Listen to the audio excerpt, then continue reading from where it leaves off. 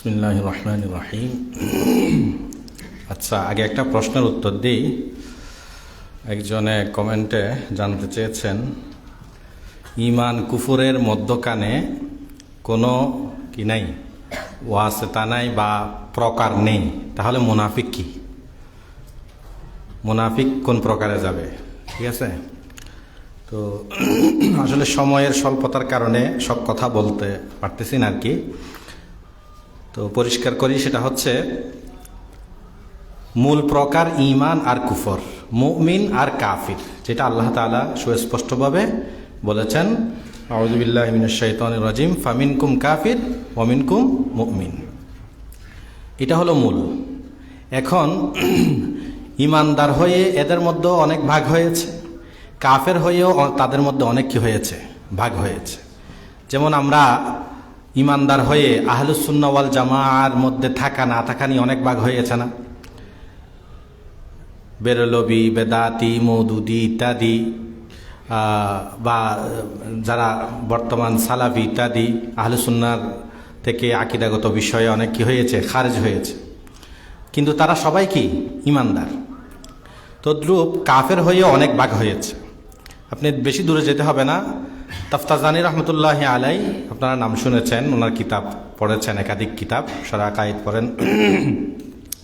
792 হিজরিতে মারা গিয়েছেন। ওনার একটি কিতাব আছে শরহুল মাকাসিদ, সুন্দর চমৎকার কিতাব, এখন 5 খণ্ডে চেপে আসছে। তো এই শরহুল মাকাসিদে তিনি এই লিখেছেন, ইন্নাল কাফিরা ইসমুন লিমান লা ঈমান লাহু। কাফের হলো যার ঈমান নাই, অর্থাৎ ঈমানের বিপরীত, মুমিনের বিপরীত হলো কি কাফের।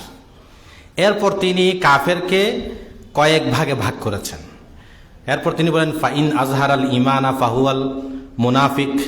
কেউ বাস্তবে কাফির, বিশ্বাসগতভাবে সে কি কাফির, অর্থাৎ ঈমানি বিষয় তার মধ্যে নাই, কিন্তু বাহ্যিক বেশভূষা, সুরতে বা মৌখিকভাবে সে ঈমান জাহের করে, বলে এটা হলো তখন মুনাফিক। ওয়াইন কাফারা বাদ আল ইসলাম। কেউ যদি ইসলাম আনার পর কাফের হয়, ফাহুয়াল মুরতাদ। ওয়াইন ক্বালা বিইলাহাইনি আও আকসার। কেউ যদি একাধিক ইলাহ, একের অধিক ইলাহের স্বীকৃতি দেয়, ফাহুয়াল মুশরিক, তাহলে মুশরিক।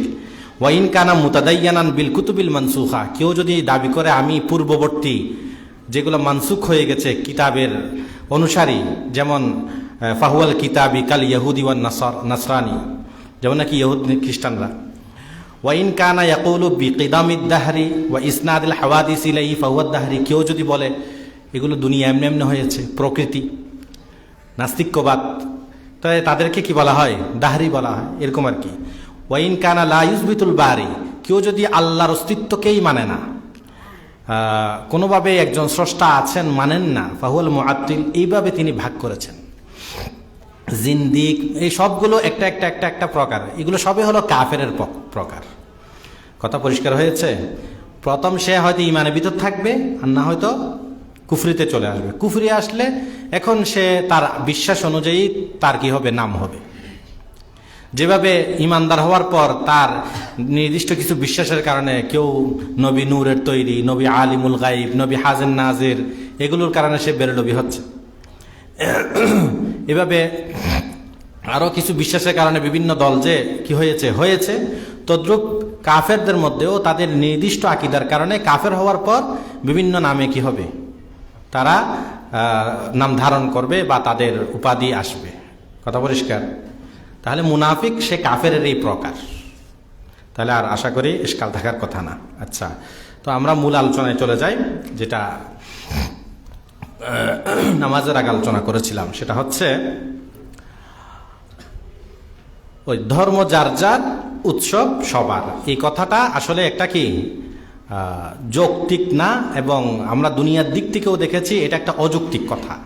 যেখানে আমরা রাজনৈতিকভাবে বিএনপি, আওয়ামী লীগ বা এক দল আরেক দলের একটা উৎসবের জায়গাতে এক হতে পারি না, সেখানে দলের থেকে আমার নাম কাটা যায়।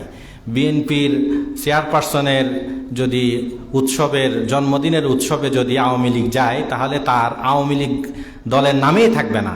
তদ্রূপ বিএনপি কেউ যদি আওয়ামী লীগে যায়, তো বিএনপির নামেই থাকবে না। তো সেখানে আমরা ধর্মীয় উৎসবে যদি যাই, তো আমার নাম যে ইমানদারের খাতায় থাকবে, সেটা কিভাবে মনে করি? কথা পরিষ্কার? তো সেটা মনে করার কোনো কি নাই, সুযোগ নাই। এখন আরেকটা কথা, বলে আমরা তো অনেককে দেখি এরকম করলেও তারা তো অনেক আমল করে, অনেক বেশি আমল করে। দেখা যাচ্ছে কেউ বলতেছে অনেক বেশি 200-250 রাকাত 80 রাকাত নফল নামাজ পড়ে, তাহাজ্জুদের নামাজ পড়ে, এটা করে ওটা করে, অনেক কিছু করে। তো এগুলো করেও কি তারপরও এইভাবে, যেমন কাদিয়ানিরা দেখি ওদের আলোচনা আসবে, তারাও দেখি কালিমা জপে, তাদের উপাসনালয় আছে, তাদেরও হজে যাওয়ার চেষ্টা করে, অন্যান্য ধর্মীয় বিষয়গুলো ধারণ করে। তো এইভাবে এটা কিভাবে হয়? এটা অসম্ভব কিছু না। কেউ মুখে দাবি করেও কি হতে পারে, বেঈমান হতে পারে। খুদ আল্লাহ তাআলা নিজেই বলেছেন, আউযু বিল্লাহি মিনাশ শাইতানির রাজিম, ওয়া মিনান নাসি মান ইয়াকুলু আমান্না বিল্লাহি ওয়া বিল ইয়াউমিল আখির ওয়া মা হুম বিমুমিনিন। কিছু লোক আছে তারা নিজেরাই বলে যে আমরা ঈমান আনলাম আল্লাহর উপর, ইয়াউমে আখিরাতের উপর। আল্লাহ নিজে বলতেছেন ওয়া মা হুম বিমুমিনিন, এরা ঈমানদারই না। বুঝাচ্ছে কথা? এরা কি না? ঈমানদারই না। এভাবে হাদিসের মধ্যে, সহিহ মুসলিমের হাদিসে এসেছে, ইয়াখরুজু কওমুম মিন উম্মতি ইয়াকরাউনাল কুরআন লাইসা কিরাআতুকুম ইলা কিরাআতিহিম বিশাইইন ওয়ালা সালাতুকুম ইলা সালাতিহিম বিশাইইন ওয়ালা সিয়ামুকুম ইলা সিয়ামিহিম বিশাইইন। এরপর হাদিসের শেষাংশে এসেছে, ইয়ামরুকুনা মিনাল ইসলাম কামা ইয়ামরুকুস সাহমু মিনার রামিয়া। আমার উম্মতের মধ্যে এমন এক কওম, এমন এক জাতির বা এমন কিছু লোকের আবির্ভাব হবে, দেখা যাবে তারা এত বেশি এত ভালো করে কেরাত পড়বে, কোরআন পড়বে, যার ধারে কাছেও তোমরা জানতে পারবে না। মানে এরা বলবে আমরা দৈনিক এত পারা কোরআন তেলাওয়াত করি, এরকমও হবে। কিন্তু আমরা অত পারা কি করতে পারি না, তেলাওয়াত করতে পারি না।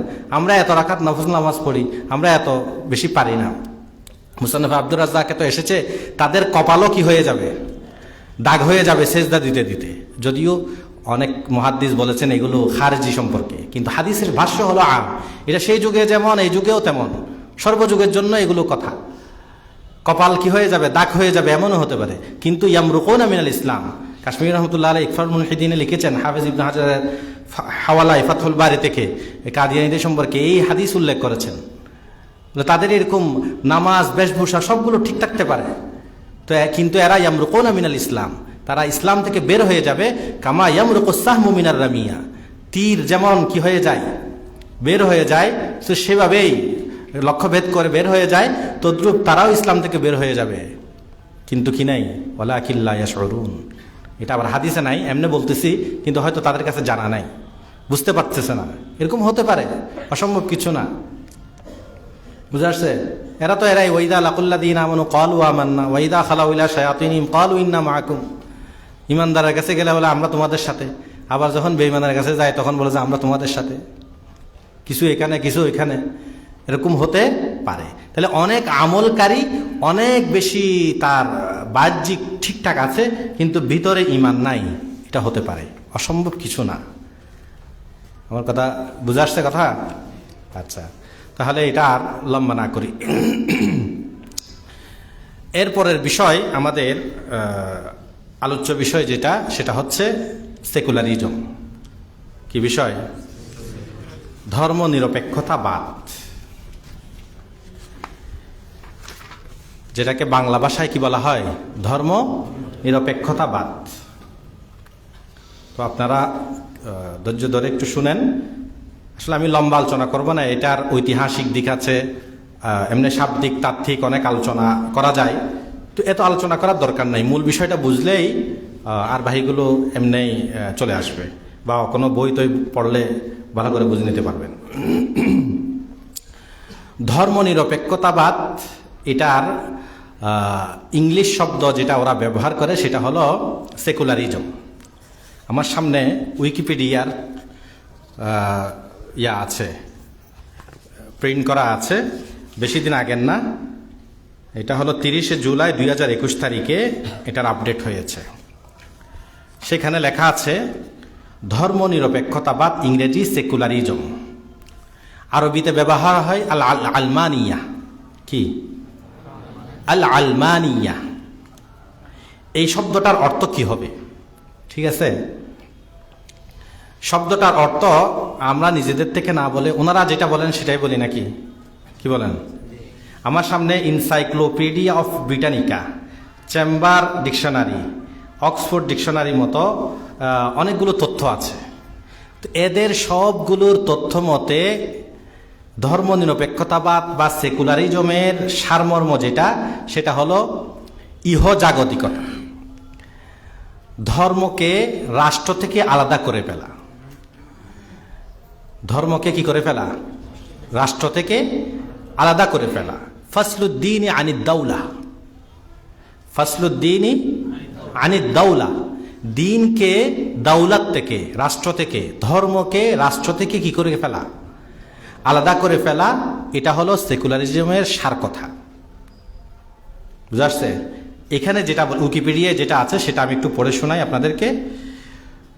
ধর্মনিরপেক্ষতাবাদ, ইংরেজি সেকুলারিজম শব্দটির বিস্তৃত অর্থ রয়েছে, তবে ধর্মনিরপেক্ষবাদ বলতে সাধারণত রাষ্ট্র আর ধর্মকে পৃথক রূপে প্রকাশ করাকে বোঝায়। এক্ষেত্রে রাষ্ট্রকে ধর্ম বা ধর্মীয় রাজনীতির বাইরে থেকে পরিচালনা করাকে বোঝানো হয়। অর্থাৎ রাষ্ট্রের মধ্যে ধর্মীয় কোনো বিষয় থাকবে না, রাজনীতি পরিচালিত হবে ধর্মের বাইরে গিয়ে। এক্ষেত্রে রাষ্ট্রের আইন কোনো নির্দিষ্ট ধর্মের উপর নির্ভরশীল থাকে না।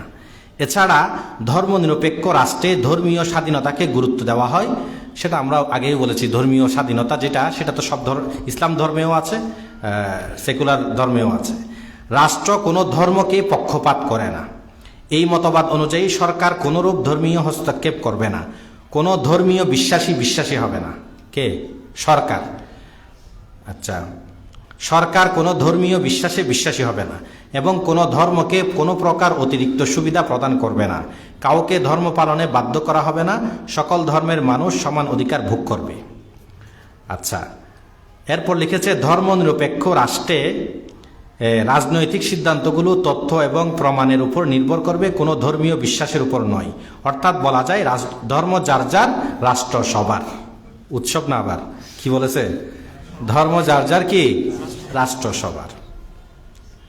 আচ্ছা, এখানেও যা আছে সবগুলোর সার কথা হলো এটাই। ধর্মনিরপেক্ষতাবাদ হলো এমন এক বিশ্বাস যার মতে রাষ্ট্র, নৈতিক শিক্ষা ইত্যাদি সব কিছু ধর্মমুক্ত থাকবে। এটা হলো চেম্বার ডিকশনারির কথা। বুঝে আসছে?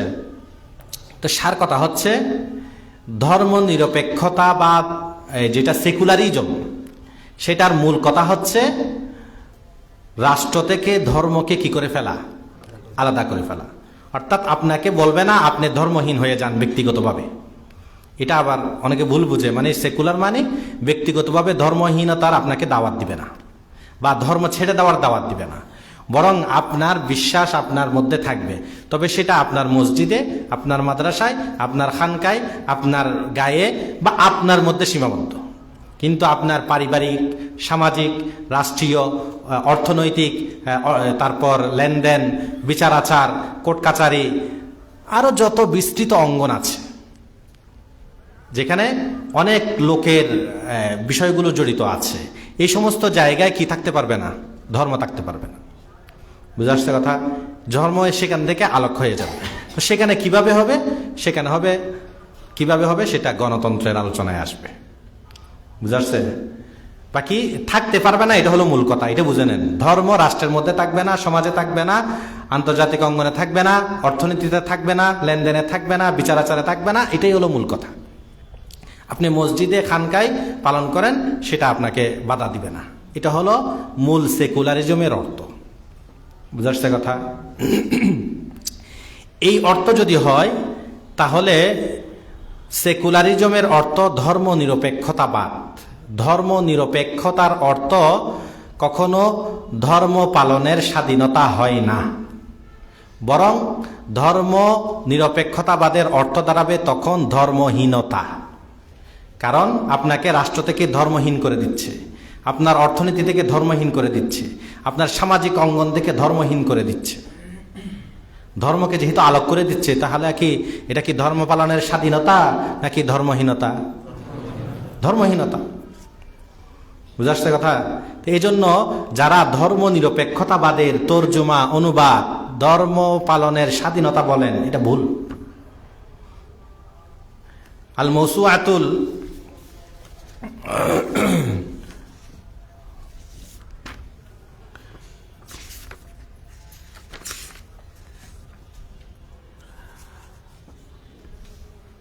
এখানে আমার সামনে কিতাব যেটা আছে সেখানে আল আলমানিয়া ফিল আদিয়ান ওয়াল মাযাহিবিল মুআসারা, এই কিতাবের মধ্যে আছে আল আলমানিয়া সেকুলারিজম ওয়া তরজুমাতুহা সাহিহা আল্লাদিনিয়া আবিদ দুনিয়াবিয়া। ওনারা সুস্পষ্টভাবে তর্জমা করেছেন, আলমানিয়ার তর্জমা হলো লাদিনিয়া, লা আও দুনিয়াবিয়া, ইহ জাগতিকতা অথবা ধর্মহীনতা। এভাবে অন্যান্য ডিকশনারিতেও আপনি দেখেন, সেখানেও কি পাবেন, আপনি পাবেন এই ওনারা রাগ ঢাক ছাড়াই বলেছেন সেটা হলো ধর্মহীনতা। অর্থাৎ ধর্মহীনতা কোনটা? ওই রাষ্ট্র থেকে, ব্যক্তি থেকে না, সামাজিক অঙ্গন থেকে, বিচার আচার থেকে, এই হাত কিসাস এগুলো থেকে আপনাকে কি করে দিবে, আলোক করে দিবে। বুঝে আসছে কথা? তো এই জন্য ধর্ম নিরপেক্ষতার অর্থ কখনো কি হয় না, ধর্ম পালনের স্বাধীনতা হয় না। কারণ যারাই উৎপত্তি করেছে এই শব্দটা, তারাই বলেছে এটা হলো ধর্মহীনতা। তা আপনি কেন এটাকে ধর্ম পালনের কি করবেন, স্বাধীনতা বলবেন? বুঝে আসছে কথা? তবে হ্যাঁ, আমাদের সংবিধানে, আমার সামনে গণপ্রজাতন্ত্রী বাংলাদেশের সংবিধান, ঠিক আছে, এই সংবিধানে আবার লেখা আছে ভিন্ন। জাতির স্থপতি শেখ মুজিবুর রহমান সাহেব তিনি স্পষ্ট করে লিখেছেন, এই ধর্ম পালনে কি দেওয়া হবে না, বাধা দেওয়া হবে না, ধর্ম পালনের কি দেওয়া হবে, স্বাধীনতা দেওয়া হবে। এটা হলো আমাদের বঙ্গদেশীয় কি ব্যাখ্যা, কিন্তু মূল যারা উৎপত্তি করেছেন তারা কিন্তু এই ব্যাখ্যা করেন নাই। বুঝে আসছে কথা?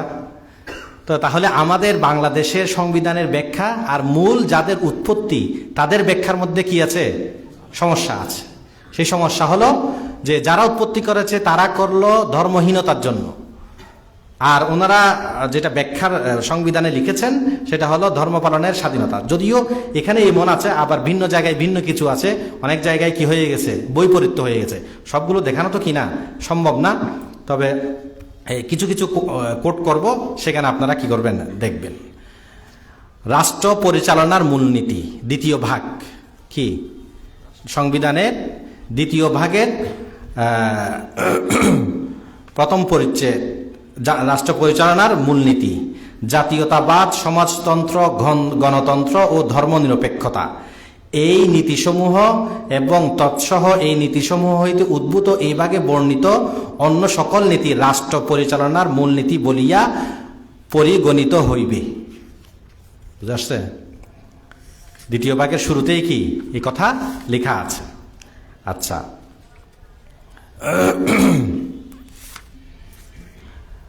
তো যা হোক, আমি যেটা বলতে চাচ্ছি সেটা হলো যাদের থেকে এটার উৎপত্তি তারা করেছেন ভিন্ন ব্যাখ্যা, আর আমাদের সংবিধানে রয়েছে এটার কি ভিন্ন ব্যাখ্যা। কিন্তু আমাদেরকে বুঝতে হবে যারা উৎপত্তি করেছেন সেটা নিয়ে। আর আমাদের দেশের সংবিধানে এরকম থাকলেও কিন্তু দেশও চলতেছে মূলত ওইভাবেই, যারা উৎপত্তি করেছে সেইভাবেই। কারণ বাংলাদেশেও বর্তমানে রাষ্ট্রীয়ভাবে অন্যান্য জায়গায় কি চলবে না, ইসলাম চলতে পারবে বা ইসলামী হুকুমত বা ইসলামী বিধান প্রযোজ্য হবে, এই ধরনের মন মানসিকতা পোষণ করে না। যেটা সংসদে পাস হবে সেটাই চলবে, এটা হলো আমাদের দেশের কি কালচার, এটা গণতন্ত্রের আলোচনায় কি আসবে। আচ্ছা, এখন আসেন আমাদের এই যে আমরা যে কথাটা পড়লাম, এই কথাটা ইসলামী দৃষ্টিকোণ থেকে সহি না, এটা একটা কুফরি কথা। ধর্মনিরপেক্ষতাবাদের বিষয়টা সেটা কি একটা কুফরি কথা।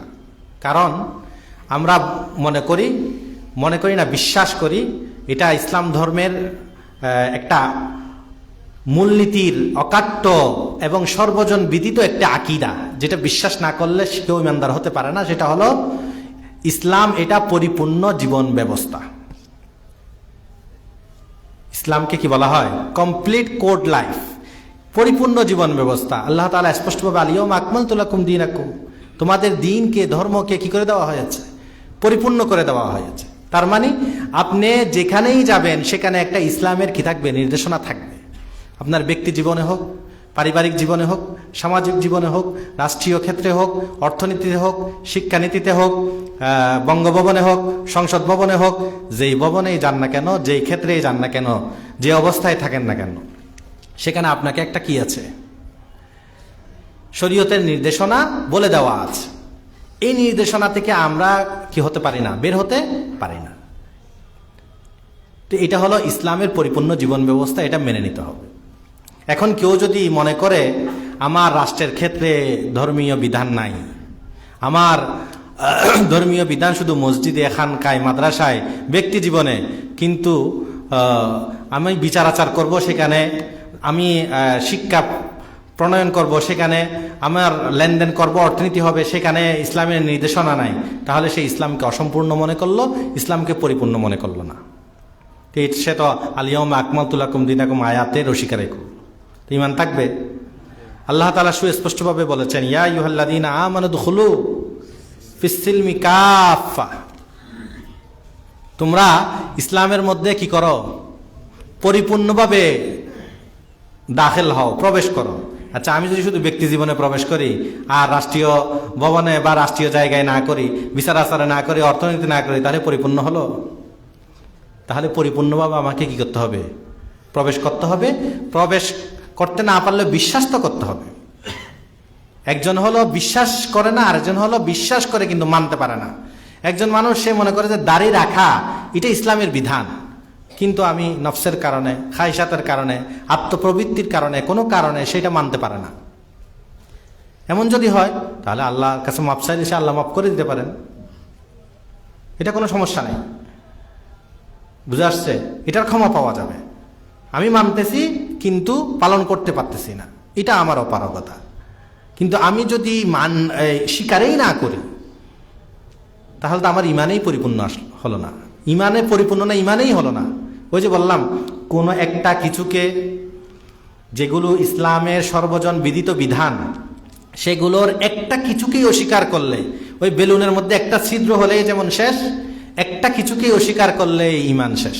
তা আপনি যখন রাষ্ট্রীয় অঙ্গনে বা সামাজিক জায়গায় যখন আপনি ইসলামের বিধানকেই অস্বীকার করেন, সেখানে আপনি অন্য কোনো ধর্ম, অন্য কোনো মতবাদ, আপনি যদি মনে করেন বর্তমানে পুঁজিবাদ, বর্তমান কি চলতেছে, সব জায়গায় কি পুঁজিবাদী এই অর্থনীতিতে কি করে চলতেছে। তো এই পুঁজিবাদ ছাড়া অর্থনীতি চলতে পারে না, সুদ ঘুষ এটা করতে হবে, তো আপনার ইমানেই থাকলো না, আপনি তো ইমানদারই হতে পারলেন না। বুঝাচ্ছে কথা? তো এই জন্য এই অর্থনীতি, ইসলামী অর্থনীতি আছে, আপনি সেখানে সমাজনীতি বা পুঁজিবাদ অর্থনীতি এগুলো যদি ঢুকাই দেন তাহলে তো আর হলো না। এখানে যে বিশ্বাসই না করেন তাহলে তো আর আপনার ইমানেই কি হলো না, পূর্ণ হলো না। তো এই জন্য সেকুলারিজমের যারা ব্যাখ্যা করেছেন সেটার অর্থ ইসলামের সাথে সাংঘর্ষিক। কোনো মুসলমান এই জন্য কি হতে পারে না, সেকুলারে বিশ্বাসী হতে পারে না। কোন অর্থে যারা উৎপত্তি করেছেন, যারা এইটার ব্যাখ্যা করেছেন, ধর্মকে রাষ্ট্র থেকে আলাদা করে ফেলা, সমাজ থেকে, অর্থনীতি থেকে আলাদা করে ফেলা, এখানে ধর্মহীনতার চর্চা করা, এই যে কথা যেটা বলা হচ্ছে, এটা কোনো মুসলমানের ঈমান হতে পারে না। এই ধরনের বিশ্বাস রাখলে সে ঈমানদার হতে পারবে না। কথা পরিষ্কার? আচ্ছা, এখন আপনাদেরকে শুধু একটু ইশারা করব, এই সেকুলারিজমের উৎপত্তি কেন হয়েছে এই কথাটা বুঝলেই তাহলে আপনি এটার কারণটা বুঝতে পারবেন। আমি লম্বা ইতিহাসে যাব না।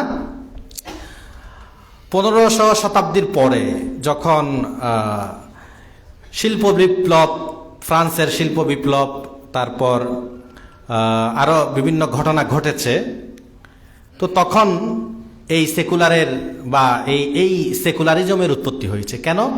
কারণ এক সময় গির্জা কেন্দ্রিক, চার্চ কেন্দ্রিক কি হতো, এই মানুষের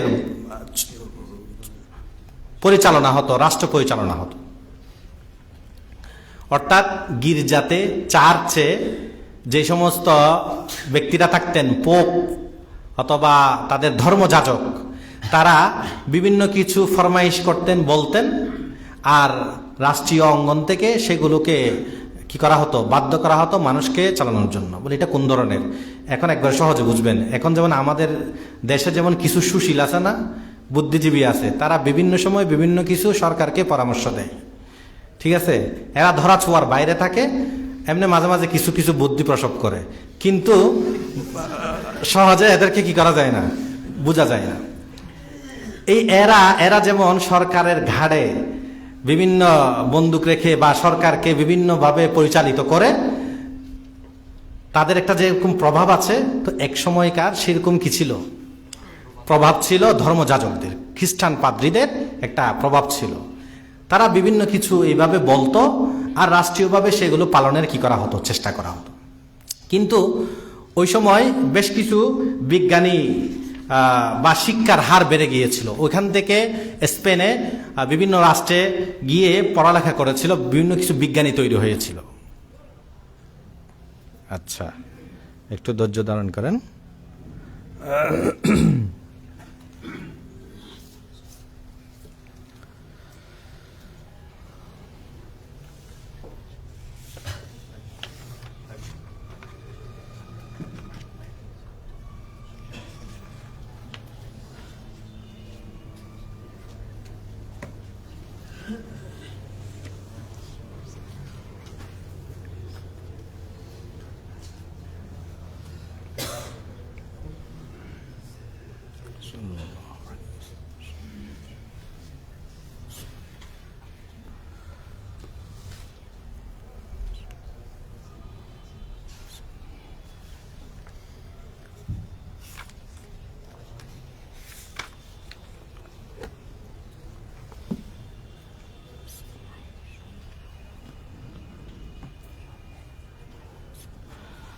আচ্ছা, তো এইভাবে ধর্মযাজকরা বিভিন্ন কিছু তারা আবিষ্কার করত, বলতো, কিন্তু তাদের যখন শিক্ষিত হওয়ার হার বেড়ে গিয়েছিল, বিভিন্ন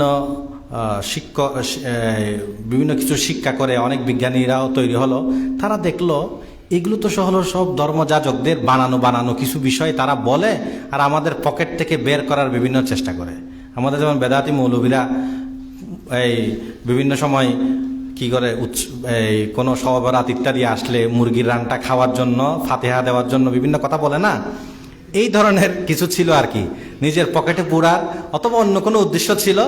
এইভাবে তারা বিভিন্ন কিছু বলতো। তো এরা বলতেছে এগুলো তো ধর্মের মধ্যে নাই, মূল কিতাবে নাই, অথবা এটা কোনো ধর্মীয় বিষয় হতে পারে না, এগুলো মানুষের আকলে ধরে না। তো এই ধরনের তারা বিদ্রোহ ঘোষণা করলো কিছু বিজ্ঞানী।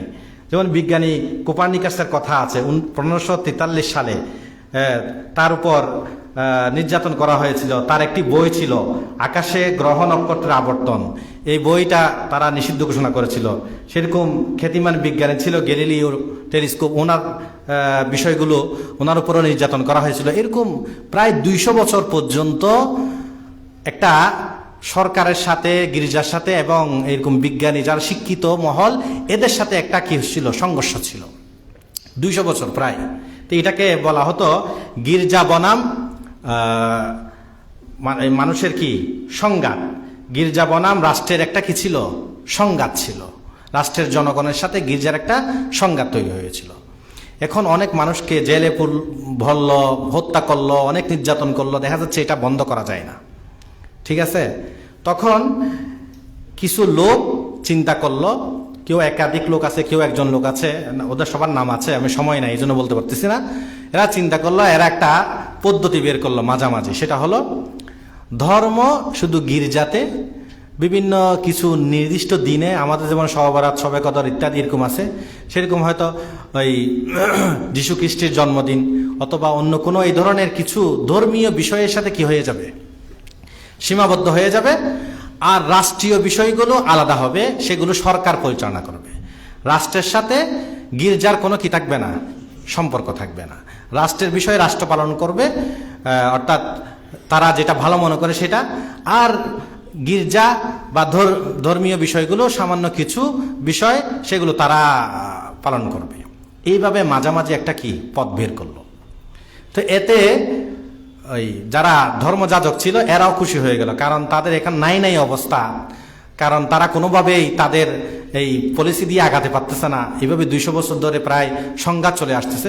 তখন তারাও মেনে নিয়েছে, ঠিক আছে, আমরা কিছু ধর্মীয় বিষয় নিয়ে গির্জার মধ্যে সীমাবদ্ধ, বা কিছু দিবস, দিন কেন্দ্রিক ইত্যাদি এগুলোর মধ্যে সীমাবদ্ধ, আর রাষ্ট্রীয় বিষয় টিষয়, সামাজিক বিষয় টিষয় এগুলো সরকার যা বলে তাই কি হবে, পালিত হবে।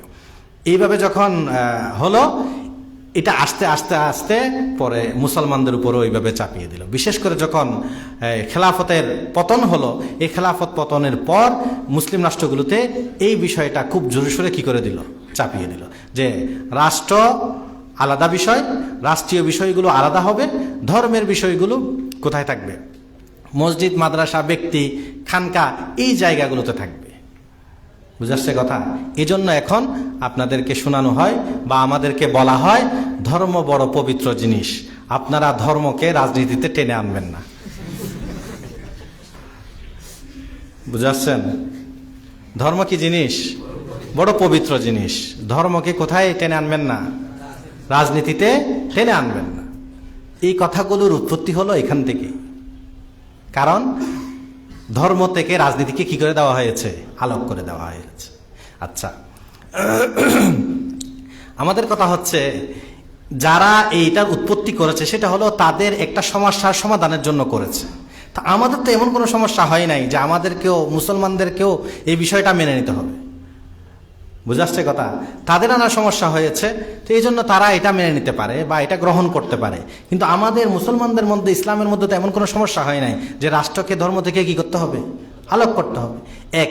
দ্বিতীয় বিষয় হচ্ছে তাদের ধর্ম এটা পূর্ণাঙ্গ না, তাদের ধর্ম বিকৃত, তাদের ধর্মের মনে যা চাই তাই কি হয়? বাড়ানো হয়, মনে যা চাই তাই বাদ দেওয়া হয় এইভাবে। কিন্তু আমাদের ইসলাম ধর্ম তো এমন না, আমাদের ধর্ম পূর্ণাঙ্গ, সেখানে যা ইচ্ছা তা বাড়ানো যায় না, যা ইচ্ছা তা বাদ দেওয়া যায় না। এখানে সবগুলো সুরক্ষিত, অবিকৃত, সবগুলোই আমাদের এখানে পরিপূর্ণভাবে বিদ্যমান। তা আমরা কোন দুঃখে এটাকে পালন করব বা এটাকে গ্রহণ করব?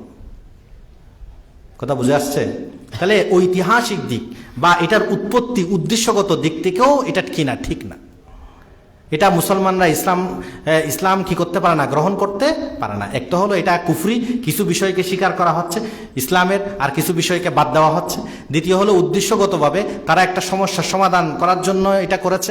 আমাদের কোনো এমন সমস্যা নাই, তা আমরা কি জন্য করব? বুঝাচ্ছে কথা?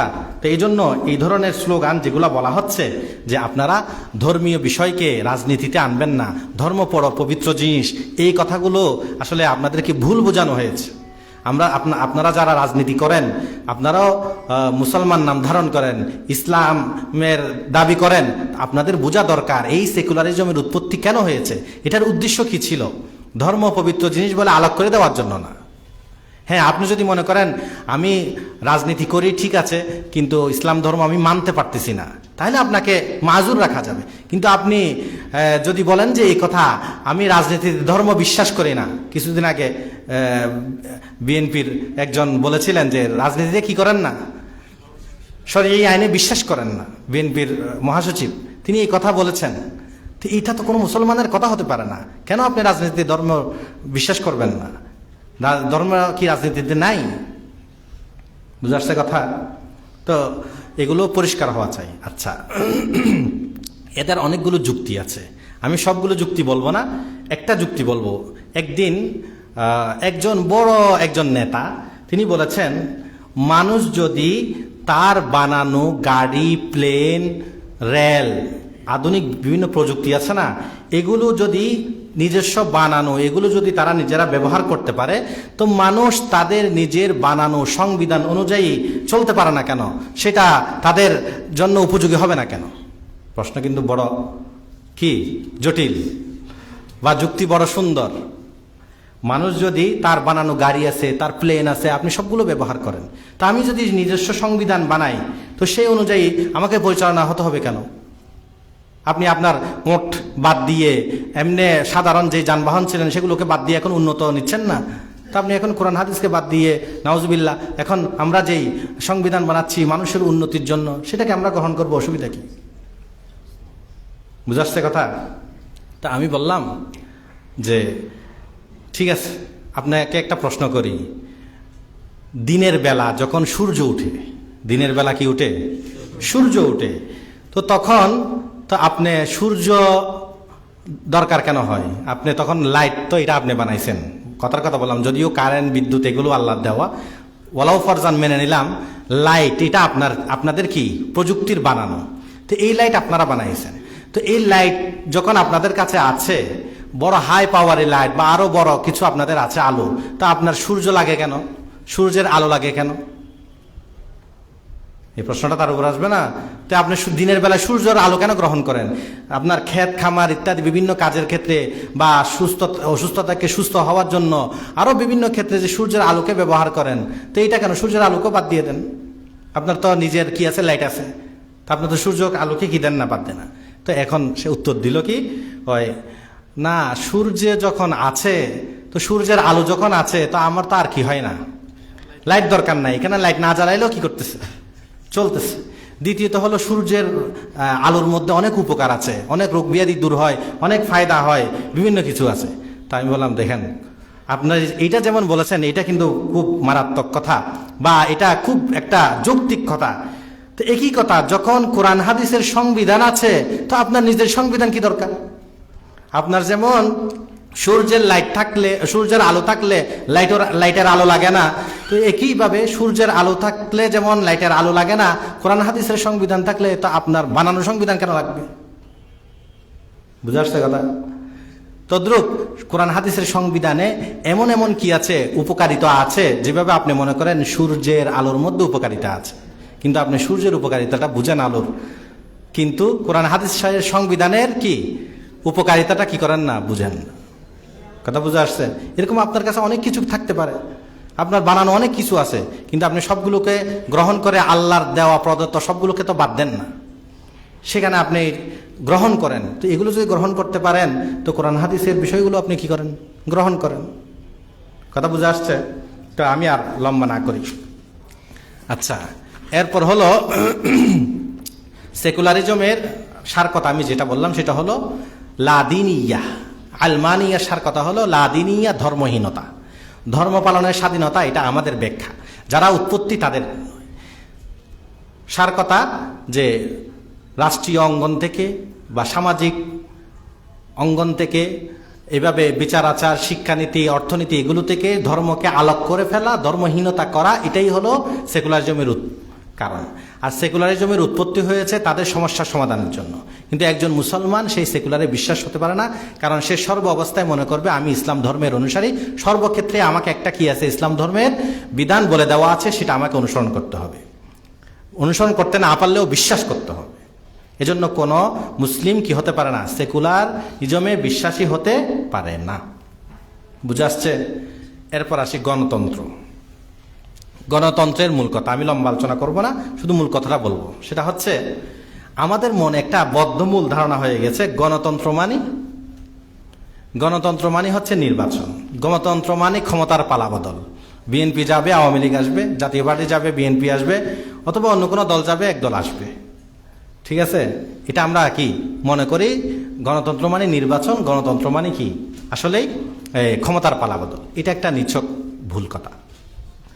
গণতন্ত্র নিছক নির্বাচন বা ক্ষমতার পালাবদলের নাম নয়, বরং গণতন্ত্র একটা শাসন ব্যবস্থা, শাসনতন্ত্র, একটা অবকাঠামোর মতো। বুঝে আসছে? যদি তুলনা করি তাহলে এভাবে বলতে পারি, এই যে একটা ঘর আছে না, ঘর, তো এই ঘর হলো একটা শাসনতন্ত্র অথবা গণতন্ত্রের যেই ব্যবস্থা, এটা হলো একটা ঘরের মতো। আর এই ঘরে ঢুকার জন্য একটা কি আছে, দরজা আছে না? এই ঘরে ঢুকার যেমন দরজা আছে, নির্বাচন হলো এই গণতন্ত্র ব্যবস্থা ঢুকার দরজা। আপনি যেমন ঘরের দরজা দিয়ে কি করেন, ঘরের মধ্যে ঢুকেন, তদ্রূপ আপনি গণতন্ত্রের শাসন ব্যবস্থাকে শাসন করার জন্য, গণতন্ত্রের শাসন ব্যবস্থা অনুযায়ী দেশকে পরিচালনা করার জন্য আপনি নির্বাচনের মাধ্যমে ঢুকেন শুধু, কিন্তু গণতন্ত্রের মূল উদ্দেশ্য নির্বাচন না, এটা একটা ঘরে ঢুকার দরজা। বুঝে আসছে কথা? কিন্তু আমরা মনে করি কি নির্বাচন মানেই গণতন্ত্র, তো এটা হলো ভুল। আচ্ছা, এখন গণতন্ত্রের মূল কথা কি? মূল কথা, গণতন্ত্রের ইংলিশ বলা হয় ডেমোক্রেসি, আরবিতে ডিমোক্রাতিয়া বলা হয়। ডেমোক্রেসি, ডেমোক্রেসির বাংলা বা সার অর্থ হচ্ছে জনগণের শাসন। কি অর্থ? জনগণের শাসন। আমি এখানে এই ব্যাখ্যা করতে যাব না, জনগণের শাসন, আবার সেই শাসন শাসিতকে কার উপর শাসন করা হয়, এগুলো লম্বা আলোচনার কথা। কিন্তু ডেমোক্রেসির বা এর সার কথা হচ্ছে জনগণের কি শাসন। বুঝাচ্ছে কথা? এটা হলো মূল শাব্দিক অর্থ। এখন জনগণের শাসন এই কথাটাকে ধরে যখন গণতন্ত্রের মধ্যে ঢুকা হয়, গণতন্ত্রের সর্বোচ্চ বা প্রধান যেটা বিষয় সেটা হচ্ছে যাবতীয় যত ক্ষমতা, যত কর্তৃত্ব, যত কিছু আছে সবগুলো হলো জনগণের। কি সবগুলো কি? কারণ ডেমোক্রেসি মানি হলো জনগণের কি? শাসন। আমার সামনে বাংলাদেশ সংবিধানের এই 3 নম্বর পৃষ্ঠায় 7ম 1 অনুচ্ছেদে লেখা আছে, প্রজাতন্ত্রের সকল ক্ষমতার মালিক জনগণ। কি? এই যে স্পষ্ট করে লেখা আছে, প্রজাতন্ত্রের সকল ক্ষমতার মালিক কি? জনগণ। না, এটা তো ওনারা লিখতে বাধ্য হবে, এই কারণ গণতন্ত্র যে মানবে সেই কথা বলতেই বাধ্য হবে, ক্ষমতার মালিক, সকল ক্ষমতার মালিক কি? জনগণ। বুঝে আসছে? এই বিষয়টাই হলো ইসলামের সাথে সাংঘর্ষিক। ইসলাম কখনো নিরঙ্কুশ ক্ষমতা আল্লাহ ছাড়া আর কারোর জন্য স্বীকৃতি দেয় না। বুঝে আসছে? হ্যাঁ, আউযু বিল্লাহি মিনাশ শাইতানির রাজিম, লাহু মুলকুস সামাওয়াতি ওয়াল আরদ। তারপর আন্নাল কুওয়াতা লিল্লাহি জামিআ, কুলিল্লাহুম্মা মালিকাল মুলক তুতিল মুলকা মান তাশা ওয়া তানজিউল মুলকা মিম্মান তাশা ওয়া তুইজ্জু মান তাশা ওয়া তুযিল্লু মান তাশা বিয়াদিকাল খাইর ইন্নাকা আলা কুল্লি শাইইন কাদির। এই সমস্ত আয়াত, আরো অনেক আয়াত আছে, এই সমস্ত আয়াত স্পষ্ট করে বলে নিরঙ্কুশ একচ্ছত্র ক্ষমতা হলো একমাত্র কার? আল্লাহর। আল্লাহ ছাড়া আর কোনো কেউ, জনগণ তো দূরের কথা, কোনো যত বড় কেউ হোক না কেন, কেউ নিরঙ্কুশ একচ্ছত্র ক্ষমতার অধিকারী হতে পারে না। অথচ ডেমোক্রেসির বা গণতন্ত্রের মূল কথাই হচ্ছে জনগণ সকল ক্ষমতার মালিক। তাহলে এটা আল্লাহর সাথে ক্ষমতার দ্বন্দ্ব, নাউজুবিল্লাহ। আল্লাহর সাথে ক্ষমতা নিয়ে কি করা? টানাটানি করা। তাহলে এটা হলো কুফরি আকীদা, এটা হলো কি? কুফরি বিষয়। বুঝাচ্ছে কথা? দ্বিতীয়, আমি সংক্ষেপে বলতেছি, এটা একটা কারণ, মূল কারণ। দ্বিতীয় বিষয় হচ্ছে এই সংবিধানে, অর্থাৎ জনগণ যেহেতু ক্ষমতার মালিক, এখন জনগণ চাইলে যে কোনো আইন প্রণয়ন করতে পারে, যে কোনো কিছু বাদ দিতে পারে, যে কোনো কিছু গ্রহণ করতে পারে, কারণ জনগণই ক্ষমতার মালিক। বুঝাচ্ছে? তো জনগণ ক্ষমতার মালিক, এখন চাইলে তিনি মদকে হালাল করে দিতে পারবেন, জেনা ব্যভিচারকে হালাল করে দিতে পারবেন, নাউজুবিল্লাহ। এরকম অন্যান্য যে কোনো বিষয় মনে চায় সেটাকে কি করতে পারে? বৈধ করতে পারে। কেন? জনগণ চাচ্ছে, এই জন্য। জনগণই ক্ষমতার মালিক। আবার কোনো কিছুকে বাদ দিতে চাইলেও করতে পারবে। যদি বলে যে আজ থেকে নামাজ 3 ওয়াক্ত, অথবা ইসলামের হক, কিসাস ইত্যাদি এই সমস্ত বিধানগুলো হবে না, বাদ দিতে পারবে। যেটাই ইচ্ছা সেটাই তারা ঢুকাতে পারে, যেটাই ইচ্ছা সেটাকে বাদ দিতে পারে। ভাই বোনে বিবাহ জায়েজ, নাউজুবিল্লাহ, সেটাও করতে পারবে। লিভ টুগেদার জায়েজ, সেটাও বলতে পারবে। মানে যাই ইচ্ছা তাই, সেটা সবকিছু নির্ভর করবে জনগণের কিসের উপর? ক্ষমতা। জনগণ চাইলেই হবে। এই যে রিসেন্টলি যেই কিছুদিন আগে, 2-4-5 দিন আগে কি হয়েছে বাংলাদেশে, অ্যালকোহল আইনের মধ্যে এসেছে, যেই এলাকায় 100 জন লাইসেন্সধারী কি থাকবে? মদ পানকারী থাকবে, সেখানে মদের দোকান বৈধ। নাউজুবিল্লাহ। এই সপ্তাহ, এখনো সপ্তাহ হয় নাই, ঠিক আছে? অ্যালকোহল আইনের মধ্যে এটা এসেছে। কেন? ওই জনগণের ক্ষমতা। বুঝাচ্ছে কথা? এই জনগণ ক্ষমতা চাইলেই যা ইচ্ছা তাই করতে পারবে। এজন্য দেখা যায় পতিতাবৃত্তিরও লাইসেন্স আছে, নাউজুবিল্লাহ। মদের লাইসেন্স আছে। আরে মদ যেটা হারাম, এটা আবার বৈধ হওয়ার লাইসেন্স কি? পতিতাবৃত্তি যেটা হারাম, সেটা আবার বৈধ হওয়ার লাইসেন্স কি? তো সবগুলোকে কি করতে পারবে? বৈধ করতে পারবে। বুঝে আসছে? এরকম ব্রিটেনে একবার সমকামিতা বিষয় নিয়ে আলোচনা হয়েছিল।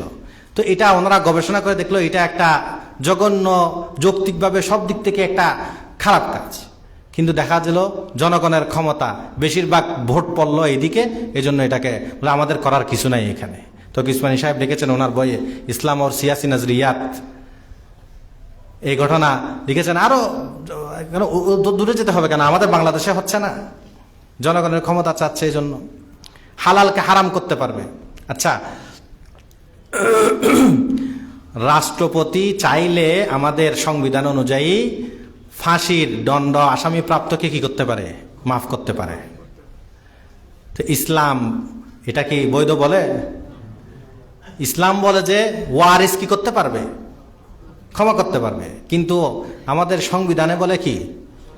কেন? জনগণ ক্ষমতা। বুঝে আসছে কথা? এই কেউ চাইলে যদি উপযুক্ত হয়, তার বুঝ ব্যবস্থা হয়, তাহলে কোনো মহিলা 18 বছর, 17 বছর, 16 বছরে কি হতে পারে? বিবাহ করতে পারে। কিন্তু রাষ্ট্রীয় আইনে বলে যে না, পারবে না, 18 বছরের আগে পারবে না। কেন? জনগণের ক্ষমতা। মানে বৈধকে অবৈধ করতে পারে, অবৈধকে কি করতে পারে? 17 বছরের মেয়ে বিবাহ হওয়া কি বৈধ, যদি তার উপযুক্ততা থাকে। তো সবকিছু ঠিক আছে, কারণ মেয়েদের মধ্যে আবার বিভিন্ন রকমের আছে। আমরা আবার এটা বলি না যে ঢালাও পাবে, বরং অনেক মেয়ে আছে 18 বছরও তার মধ্যে কি হয় না, উপযুক্ততা আসে না। আবার অনেকে 16-17 বছরের মধ্যে চাঞ্চল্য ইত্যাদি সবকিছু মোটামুটি একটা কি হয়ে যায়, ভারসাম্য চলে আসে। তো এরকম সবার সাথে বলতেছি না, কিন্তু একটা অবৈধকে বৈধ করতে পারে, বৈধকে অবৈধ করতে পারে। এটার নাম হলো গণতন্ত্র, এটার নাম হলো ডেমোক্রেসি, এটার নামে হলো জনগণের শাসন ক্ষমতা। বুঝাচ্ছে কথা? তো এটাই কুফরি বিষয়। কারণ ইনিল হুকমু ইল্লা লিল্লাহ, বিধান দেওয়ার মালিক একমাত্র আল্লাহ তাআলা। কোনটা হালাল হবে, কোনটা হারাম হবে, এটা কোরআন সুন্নায়, কোরআন হাদিসে যেটা বলা হয়েছে সেটাই। এই ছাড়া হালাল হারাম করার কোনো কি নাই, সুযোগ নেই। বুঝাচ্ছে কথা? তো এই দুইটি মৌলিক বিষয় এখানে কুফরি বিষয়। একটা হলো আল্লাহর নিরঙ্কুশ ক্ষমতা, কর্তৃত্বকে জনগণের জন্য মানা। দ্বিতীয় হলো সেই ক্ষমতার অপব্যবহার করে হালালকে হারাম করা, হারামকে হালাল করা, বা বিধানদাতা, আইনদাতা হিসাবে সংসদকে বা সংসদ সদস্যকে এই আইন প্রণেতা হিসাবে সাব্যস্ত করা। এই দুইটাই হলো একেবারে কি কুফরি বিষয়। বুঝে আসছে কথা? এগুলো সম্পর্কে আমি আপনাদেরকে অনেকগুলো তথ্য দিতে পারবো, সবগুলো তো আমার কি হবে না, সময় হবে না। আপকে মাসাইল और उनका हल, ইউসুফ লুধিয়ানবী রহমতুল্লাহি আলাই, ওনার কিতাব 7ম নম্বর খণ্ড 657 নম্বর পৃষ্ঠা। সেখানে তিনি লিখেছেন, জুমহুরিয়ত ইস দৌর কা সনমে আকবর। জুমহুরিয়ত উর্দুতে গণতন্ত্রের আরবি উর্দু ব্যবহার হয় কি? জুমহুরিয়ত। জুমহুরিয়ত ইস দৌর কা ক্যা হ্যায়? সনমে আকবর হ্যায়। বুঝে আসছে কথা? এখানে উনি লম্বা কি করেছেন, আলোচনা করেছেন।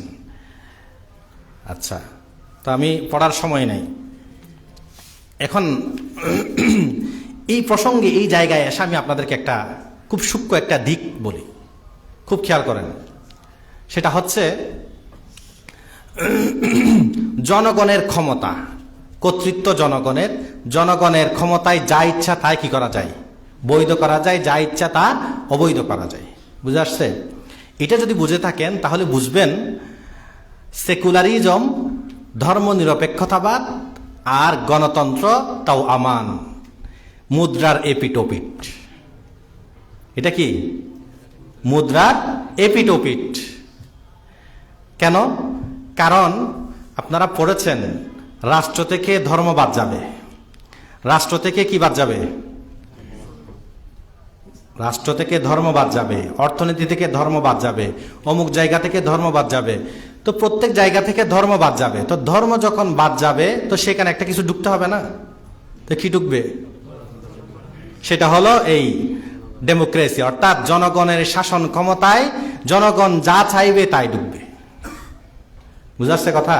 অর্থাৎ সেকুলারিজমের কাজ হলো আপনার কাপড় খুলে ফেলা, আর গণতন্ত্রের কাজ হলো সেই জায়গায় আরেকটা কাপড় পরানো। আমি আবার বলছি, খুব ভালো করে খেয়াল করেন। সেকুলারিজমের কাজ হলো কি করা? আপনার কাপড় খুলে ফেলা। কারণ অর্থাৎ আপনার রাষ্ট্রের মধ্যে একটা কি আছে, ধর্মের লাগাম আছে, কাপড় আছে, সেই কাপড়টাকে খুলে ফেললো। আর গণতন্ত্র এসে জনগণের ক্ষমতায় এসে সেখানে একটা নতুন আইন বানিয়ে আপনাকে এখানে ঢুকাই দিল, অথবা নতুন আইন না থাকলেও সে পশ্চিমা সংস্কৃতি কোনো একটা আপনাকে এখানে ঢুকাই দিল, তাদের কোনো কিছু আপনাকে এখানে ঢুকাই দিল। বুঝে আসছে? সেকুলারিজমের কাজ হলো মাঠ অর্থাৎ জমিকে চাষের উপযোগী করে তোলা, আর গণতন্ত্র হলো সেখানে এসে বীজ রোপণ করা। কথা বুঝাইতে পারলাম? হ্যাঁ, একজনের কাজ হলো কি করা, কাপড় খুলে ফেলা, আরেকজনের কাজ হলো সেখানে অন্য একটা কাপড় পরিধান করানো। একজনের কাজ হলো মাঠকে চাষের উপযোগী করা, আর সেখানে গণতন্ত্রের কাজ হলো এসে কি করা, বীজ বপন করা। তাহলে এই জন্য জমহুরিয়াত আর এই সেকুলারিজম দুইটাই হলো একই। এজন্য ইসলাম আর সিয়াসি নজরিয়াত কিতাবে তকি উসমানী সাহেব লিখেছেন এই কথা, জমহুরিয়ত सेकुलरिज्म के बगैर नहीं चल सकती। की भाषा ओनार, जमहूरियत सेकुलरिज्म के बगैर नहीं चल सकती। जमहूरियत गणतंत्र এটা এই সেকুলারিজম ছাড়া চলতে পারে না। কারণ সেকুলারিজমে এসে আপনাকে আগে ধর্মের লেবাস খুলতে হবে। অর্থনীতি থেকে ধর্মবাদ, শিক্ষানীতি থেকে ধর্মবাদ, রাষ্ট্র থেকে ধর্মবাদ, এটা আগে আগে লেবাস খুলবে। খোলার পর এখন সেকুলারিজমে এই জমহুরিয়ত এসে, ডেমোক্রেসি এসে, গণতন্ত্র এসে এখন জনগণের ক্ষমতা অনুযায়ী একটা একটা ঢুকাবে। কখনো পুঁজিবাদ ঢুকাবে অর্থনীতিতে, কখনো অন্য কোনো কিছু ঢুকাবে। এই যে বললাম রাষ্ট্রপতি চাইলে কি করতে পারে, ক্ষমা করে দিতে পারে। কারণ আপনাকে যখন বলা হলো ওয়ারিস চাইলে ক্ষমা করতে পারে, এটা বাদ দিয়ে দিল ইসলাম ধর্মবাদ। ঠিক আছে, তো এখন কে ক্ষমা করতে পারবে, প্রশ্ন আসে না? তো এই জায়গায় এখন বসাই দিল কাকে, রাষ্ট্রপতিকে। বুঝাচ্ছে কথা? তো এইভাবেই একটা হলো খোলা, আর একটা হলো সেখানে কি করা, পূরণ করা। কারণ যেখানে অপশন দুইটা, সেখানে কখনো বসে থাকতে পারবেন না। ওই যে আগে বলছিলাম, আপনার যদি একতলা দুইতলা দুইটা হয়, তো সেখানে আপনি একটাকে বাদ দিলে আরেকটা গ্রহণ করতে হবে। তো এখানে আপনি যখন ধর্মের লেগাম যখন বাদ দিলেন, তো অধর্ম, কুধর্ম অথবা অন্য ভিন্ন ধর্ম, ভিন্ন সংস্কৃতি, ভিন্ন আদর্শ, ভিন্ন কিছু আপনাকে এখানে ঢুকাতেই হবে। সেই ভিন্ন কিছু ঢুকানোর জন্যই হলো সেকুলারি গণতন্ত্র, ডেমোক্রেসি। বুঝে আসছে কথা? এজন্য উনি খুব চমৎকার কথা বলেছেন যে জমহুরিয়ত সেকুলারিজমকে বেগাইর নেই চল सकती, কখনো চলতে পারে না, হতে পারে না। ধর্মের লেগাম যদি না খুলেন, তো সেখানে গণতন্ত্র, জনগণের শাসন বলে কিছু ঢুকাতে পারবেন না। বুঝে আসছে কথা? আচ্ছা, এটা এখন শেষ করলাম। শেষ পয়েন্ট, আচ্ছা এরপর তো কাদিয়ানি বিষয় রয়ে গেছে। এই বিষয়ে শেষ পয়েন্ট যেটা, সেটা হচ্ছে নির্বাচন যে ব্যবস্থা আছে সেই ব্যবস্থা নিয়ে কথা। অনেকে মনে করেন যে নির্বাচন ব্যবস্থা যেটা, অর্থাৎ সংখ্যাগরিষ্ঠ জনগণ যেটাকে রায় দিবে সেটাই হক, আর এটা ইসলামে বৈধ এবং এটাই ইসলামে আছে। আমি আপনাদেরকে কোট করে চাইলে শোনাতে পারবো। সেটা হচ্ছে নবম দশম শ্রেণীর ইসলাম ও নৈতিক শিক্ষা বইয়ে লেখা আছে, গণতন্ত্রে বিশ্বাসী হজরত মুহাম্মদ সাল্লাল্লাহু আলাইহি ওয়াসাল্লাম কাউকে তার উত্তরাধিকারী মনোনীত করে যাননি। পৃষ্ঠা 128, 25 নং লাইন। এভাবে 127 নম্বর লাইনেই আছে, আরব রাষ্ট্রের সর্বাধিনায়ক হয়েও তারা কখনো ন্যায় ত্যাগ, ন্যায়নিষ্ঠতা, সরলতা, সততা এবং জনসেবা ও জনকল্যাণের আদর্শ ও লক্ষ্য হতে বিচ্যুত হননি। তাদের প্রতিষ্ঠিত গণতান্ত্রিক শাসন আদর্শ, এভাবে অর্থাৎ আল্লাহ রসুলের বিষয়গুলোকে তিনি গণতান্ত্রিক বলতেছেন। তারপর খোলাফায়ে রাশিদিনের মধ্যে চতুর্থ খলিফা মুহাম্মদ সাল্লাল্লাহু আলাইহি ওয়াসাল্লামের আদর্শ প্রতিনিধি ও গণতন্ত্রের ধারক ও বাহক তারা।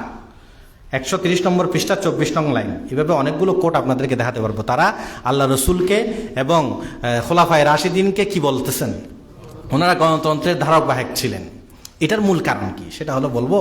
সেটা হচ্ছে ওনারা বলতে চাচ্ছেন, আমরা যেমন মশওয়ারা করি, কি করি, পরামর্শ করে কাজ করি না, তো গণতন্ত্রের মধ্যে পরামর্শ করে কাজ করা হচ্ছে আর কি। ভোট নেওয়া হচ্ছে, জনগণের সাথে পরামর্শ করা হচ্ছে। বুঝাচ্ছে কথা? আমরা তো আগেই পরিষ্কার করেছি, গণতন্ত্রের এটা হলো একটা ঢুকার দরজা, এটা তো মূল না। মূল তো হলো ওই দুইটা যেটা বলেছিলাম সেটা। একটা হলো শাসন, কর্তৃত্ব, আইন প্রণেতা, বিধানদাতাকে, এগুলোকে স্বীকার করা নিয়ে। আচ্ছা, এই বিষয়টা দিয়ে আমাদেরকে জল ঘোলা করে আমাদেরকে বোঝাতে চাচ্ছে যে রাসূল সাল্লাল্লাহু আলাইহি ওয়াসাল্লাম মশওয়ারা করেছেন, ওয়াশাবিরহুম ফিল আমর, মশওয়ারা করার কথা আছে। এইভাবে এখন কে রাষ্ট্রপ্রধান হবে এটার জন্য একটা কি হচ্ছে, পরামর্শ হচ্ছে। সেই পরামর্শ জনগণের সাথে করা হচ্ছে। যেদিকে বেশি ভোট পড়তেছে সেই ভোট অনুযায়ী রাষ্ট্রপ্রধান কি হচ্ছে, নির্বাচিত হচ্ছে। বুঝাচ্ছে কথা?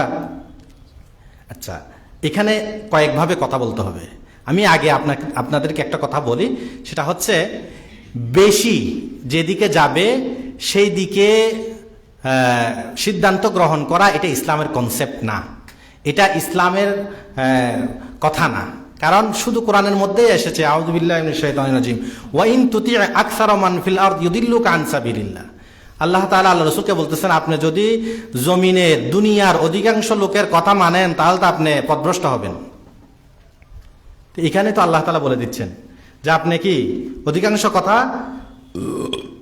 অধিকাংশ লোকের কথা মানলে আপনি পথভ্রষ্ট হবেন। আর কোরআনের মধ্যে আসছে ওয়ামা আকসারুন নাস ওয়ালাউ হারাস্তা বিমুমিনিন ওমা ইউমিনুহুম আকসারহুম বিল্লাহি ইল্লা ওয়া হুম মুশরিকুন ওয়ালাকিন্না আকসারহুম লা ইয়াকিলুন ওয়ালাকিন্না আকসারহুম লা ইয়ালামুন। কত আছে কোরআন শরীফ। অধিকাংশ লোক বুঝে না, অধিকাংশ লোক অজ্ঞ, অধিকাংশ লোক জানে না, অধিকাংশ লোক এই মুশরিক, অধিকাংশ লোক কত জায়গায় আছে। অধিকাংশ যে একটা কনসেপ্ট আপনারা যে বলতেছেন, যেটা গণতন্ত্রের মূল বিষয় হিসেবে আপনারা দাঁড় করতে যাচ্ছেন, এটাই তো কোরআন হাদিসের সাথে সাংঘর্ষিক। বুঝাচ্ছে কথা? তো এটা কখনো গণতন্ত্রের যে আপনার অধিকাংশ, এই অধিকাংশ আর কোরআন হাদিসে যে মশওয়ারার বিষয় সেটার সাথে মিল হয় না। কারণ আপনারা বলতেছেন যেখানে অধিকাংশ সেটাই আপনারা মেনে নেন, যদিও এটার মধ্যে কথা আছে, আমি বলবো, একটু করে ইশারা করব। আপনারা বলতেছেন অধিকাংশ যেদিকে সেটাই আপনারা মেনে নেন, তার মানে অধিকাংশ মেনে নেওয়া এটা কোরআন হাদিসের সাথে ইসলামের সাথেই সাংঘর্ষিক বিষয়। বুঝাচ্ছে কথা? বলে ইসলামে কি আছে? ইসলামে আছে সেটা হলো ইসলামের মধ্যে আহলুল হাল্লি ওয়াল আকদ যাদেরকে বলা হয়, নির্দিষ্ট কিছু ব্যক্তি কোনো একটা যখন সমস্যা হবে বা কোনো কিছু প্রয়োজন হবে, তখন 100 জন মানুষ বা সবার মধ্য থেকে যারা বুঝবান, সমঝদার, বিজ্ঞ, জানাশোনা আছে, বেশ কিছু শর্ত আছে, সেরকম 5-10 জন বা যতজন পাওয়া যায় সেরকম লোককে বাছাই করা হবে। তাদের নাম হলো আরবাবুল হাল্লি ওয়াল আকদ অথবা আহলুল হাল্লি ওয়াল আকদ। এরা বসে এরপর তারা পরামর্শ করে যেটা করার সেটা করবে। এটা হলো মশওয়ারার কনসেপ্ট। আপনারা যেটা বলতেছেন সেটা না। বা আমাদের মধ্যে অনেকে আছে যে গণতন্ত্র এটা তো কোথায় আছে, ইসলামের মধ্যেও আছে। এই যে কিছুদিন আগে এই কি হয়েছিল, বেফাকের চেয়ারম্যান ইত্যাদি নির্বাচনে বা মনোনয়নে কি হয়েছিল, ভোট হয়েছিল। এই ভোট দেখে তো অনেকেই প্রচারণা শুরু করলো সেই গণতন্ত্র এখন হুজুরদের মধ্যেও চলে আসছে। অথচ এখানে দরকার ছিল যে আপনি এখানে কি আমাদের কওমি মাদ্রাসার ছাত্র, মহিলা, পুরুষ এবং সাধারণ শিক্ষক যা আছে সবাই গিয়ে ভোট দিতে গেছিল না? সেখানে নির্দিষ্ট আরবাবুল হাল্লি ওয়াল আকদ যারা ছিলেন তারা ভোট দিয়েছেন। থানভী রহমতুল্লাহি আলাইহি আশরাফুল জওয়াব, ওনার কিতাব, চমৎকার কিতাব, বাংলা হয়েছে, পড়বেন। 307 নম্বর পৃষ্ঠায় লিখেছেন, बाज लोगों को ये हमाकत सूझी है कि वो जमहूरी सल्तनत को इस्लाम में ठोसना चाहते हैं और दावा करते हैं कि इस्लाम में जमहूरियत ही की तालीम है, और इस्तिदलाल में ये आयत पेश करते हैं कि वशाविरहुम फिल अम्र, मगर ये बिल्कुल गलत है। उन लोगों ने मशवरा की दफात ही को दफा कर दिया। तारा मशवरा काके बोले, ये मशवरार विषयटाकेई तो शेष करे दिल। বুঝাচ্ছে কথা? তো মশওয়ারার মধ্যে হলো আরবাবুল হাল্লি ওয়াল আকদ এটা থাকবে। দ্বিতীয় বিষয় যেটা হলো সেটা হচ্ছে মশওয়ারা হয় বৈধ বিষয়ে, মানে যেখানে একাধিক বিষয় বৈধ সেখানে কোনটা গ্রহণ করবে সেটা নিয়ে মশওয়ারা হতে পারে। কিন্তু যে সমস্ত বিষয় আল্লাহ প্রদত্ত আগের থেকেই নির্ধারিত আছে সে বিষয়ে কোনো মশওয়ারা নেই, সে বিষয়ে কোনো ভোটাভুটি নেই। যেমন কেউ এই মশওয়ারা করতে পারবে না মদ বৈধ না অবৈধ,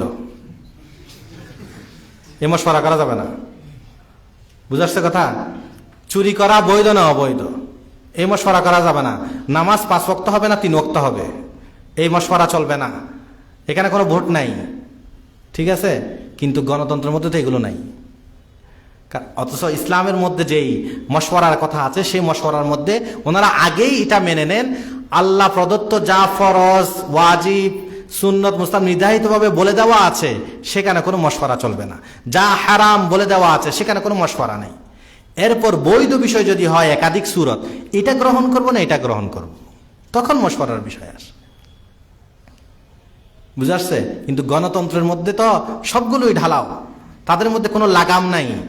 ইসলামের হোক কোনো কিছুর হোক লাগাম নাই, জনগণের ক্ষমতা বাস বেশি বেশি যেদিকে যাবে সেটাই হবে। বুঝে আসছে কথা? আবার কেমন ক্ষমতা, সেখানে কোনো বাছ বিচার নাই। নারী হোক, পুরুষ হোক, ছোট হোক, বড় হোক, শিক্ষিত হোক, অশিক্ষিত হোক, বুঝুক না বুঝুক, যাই হোক, সবাই ভোটের অধিকার রাখে। সবাই কি করতে পারে? বলার অধিকার রাখে, সে ওইখানে ভোট দিতে পারে। এজন্য কবি ইকবাল বড় চমৎকার করে সুন্দর করে বিষয়টাকে চিত্রায়িত করেছেন। জমহুরিয়ত এক তরজা হাই হুকুমত, জমহুরিয়ত এক তরজা হাই কে জিসমে বন্দুক গেনা করতে হে তোলা নেই করতে। যেখানে লোকদেরকে গণনা করে, মাপে না, ওজন করে না। জমহুরিয়ত এক তরজা है, तर्ज हुकूमत है कि जिसमें बंदूक गेना करते हैं तोला नहीं करते। জমহুরিয়ত অর্থাৎ গণতন্ত্র এমন এক শাসন ব্যবস্থা, এমন এক বিষয় যেখানে মানুষকে গণনা করা হয়, মানে কতজন ভোটার, তোলা মাপা হয় না। সেখানে বিজ্ঞ কয়জন, শিক্ষিত কয়জন, দেওয়ার মতো রায় রাখে যে এরকম ক্ষমতা রাখে কয়জন আছে, এগুলো কোনোভাবে কি করে না, যাচাই বাছাই করা হয় না। এক। দ্বিতীয় হলো এই ব্যবস্থাপনার মধ্যেও তো ত্রুটি আছে। আপনারা বলতেছেন যেদিকে বেশি পায় সেদিকে আপনারা নেন, এটাও তো আপনাদের হয় না। কারণ একটা উদাহরণ দিয়ে বুঝাচ্ছি, আপনি দেখেন, আমাদের ধরেন হাটহাজারী এলাকায় 1 লাখ ভোটার আছে। কয় লাখ? প্রার্থী হয়েছে কয়জন? 3 জন। কয়জন? 3 জন। একজনে পেয়েছে 30,000 ভোট, আরেকজনে পেয়েছে 30,000 ভোট, আরেকজনে পেয়েছে 32,000 ভোট, আর 8,000 মানুষ কোনো ভোটে দেয় নাই। কত হলো? 1 লাখ হয় নাই? একজনে 30,000 পেয়েছে, আরেকজনে 30,000 পেয়েছে, আরেকজনে 32,000 পেয়েছে, আর 8,000 মানুষ কি দেয় নাই? ভোট দেয় নাই। ঠিক আছে? এখানে পাশকে 32,000 পেয়েছে, যে সে পাস না, কারণ তার দিকে মানুষ কি করেছে? বেশি সমর্থন দিয়েছে। এটাই তো? হ্যাঁ, বাস্তবে কি তাই? বাস্তবে তো 68,000 মানুষ তাকে চাই নাই। কারণ 8,000 মানুষ যারা ভোট দেয় নাই তারা হয়তো তাকে চায় না। আচ্ছা, 8,000টা বাদ দিলাম, কিন্তু 62,000 তো আছে, 60,000 তো আছে, আর 2 জনে যে পেয়েছে 30,000, তাহলে 60,000 মানুষ তাকে চাই নাই। তো এটা কি জমহুরিয়ত? এটা কি বেশি মানুষ চাইলো? তো এই ব্যবস্থাটা কোন ধরনের ব্যবস্থা?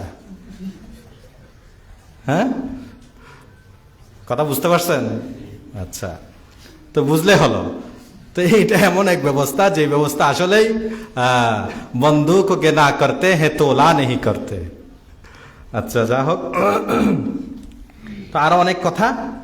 সেটা হচ্ছে আমরা কোনোভাবেই গণতন্ত্রকে কি করতে পারি না, এই গণতন্ত্রের যে ভোটাধিকার প্রয়োগ করা, বা যেটাকে আমরা বলি রায় প্রয়োগ করা, সেটাই যে ইসলামে যেটাকে মশওয়ারা করা, এটার সাথে কখনো কি করা যাবে না, তুলনা করা যাবে না।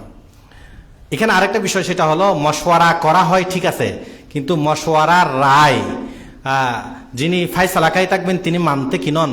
বাধ্য নন। কিন্তু এখানে যেদিকে বেশি রায় হবে সেটা মানতে কি বাধ্য। এরপরও কিছু লোক আছেন যারা গণতন্ত্রকে আবার ইসলামী গণতন্ত্র বানান, যেটার মূল উপাদানেই হলো কি? কুফরি। তা আপনি এটাকে ইসলামী গণতন্ত্র কিভাবে বানাবেন? বুঝাচ্ছে কথা? আমি আপনাদেরকে কোট করে অনেক কিছু শোনাতে পারবো। ফতোয়ায়ে উসমানী, তকি উসমানী সাহেবের 3 নম্বর খণ্ড, সেখানে তিনি স্পষ্ট করে লিখেছেন, 507 নম্বর পৃষ্ঠা, মাগরিবি জমহুরিয়ত जिसकी बुनियाद आवाम की हुक्मरानी হলো জনগণের শাসন के तसव्वुर पर है, इस्लाम के कतई खिलाफ है, क्योंकि इस्लाम की बुनियाद अल्लाह की हाकिमियत आला মানে আল্লাহ তাআলার এই বিধানদাতা, আল্লাহ তাআলার এই সর্বোচ্চ ক্ষমতার, निरंकुश क्षमतार मालिक अकीदा पर है, जिसे कुरान करीम ने इनिल हुक्म इल्ला लिल्लाह के मुख्तसर जुमले में इरशाद फरमाया। लिहाजा मगरिबी जमहूरियत को अपने तमाम तसव्वुरात के साथ बरहक समझना आहद हाजिर की बदतरीन गुमराहियों में से है और ऐसे लोगों को शरई तौर पर गुमराह कहा जाएगा। और अगर कोई शख्स इस तफसील के साथ मगरिबी जमहूरियत को बरहक समझे कि पार्लियामेंट माने संसद अगर कोई कानून कुरान करीम के किसी सरीह के खिलाफ नाफिज कर दे तो पार्लियामेंट का कानून ही बरहक होगा, तो ऐसा एतकाद कुफर है। लेकिन अगर कोई शख्स पार्लियामेंट के फैसलों को कुरान और सुन्नत के ताबिअ करार दे तो इसको कुफर या गुमराही नहीं कह सकते, मगर इसका मतलब ये होगा वो मगरिबी जमहूरियत को तो कबूल नहीं करता। उन्हीं सार कथा হচ্ছে কেউ যদি ইসলামের যে মূল উপাদান যেটাকে বলা হচ্ছে জনগণের শাসন, মানে জনগণের নিরঙ্কুশ ক্ষমতার মালিক, এটাকে যদি কেউ মনে করে তাহলে এটা কুফরি বিষয়। আর যদি কেউ এটাকে মনে করে না কিন্তু এমনে গণতন্ত্রকে গ্রহণ করতেছে বা চলতেছে, তাহলে তো সে তো গণতন্ত্রই গ্রহণ করলো না। কারণ গণতন্ত্র মানেই হলো জনগণের নিরঙ্কুশ ক্ষমতা, তা আপনি তো সেটাকে কি করেন নাই, গ্রহণ করেন নাই।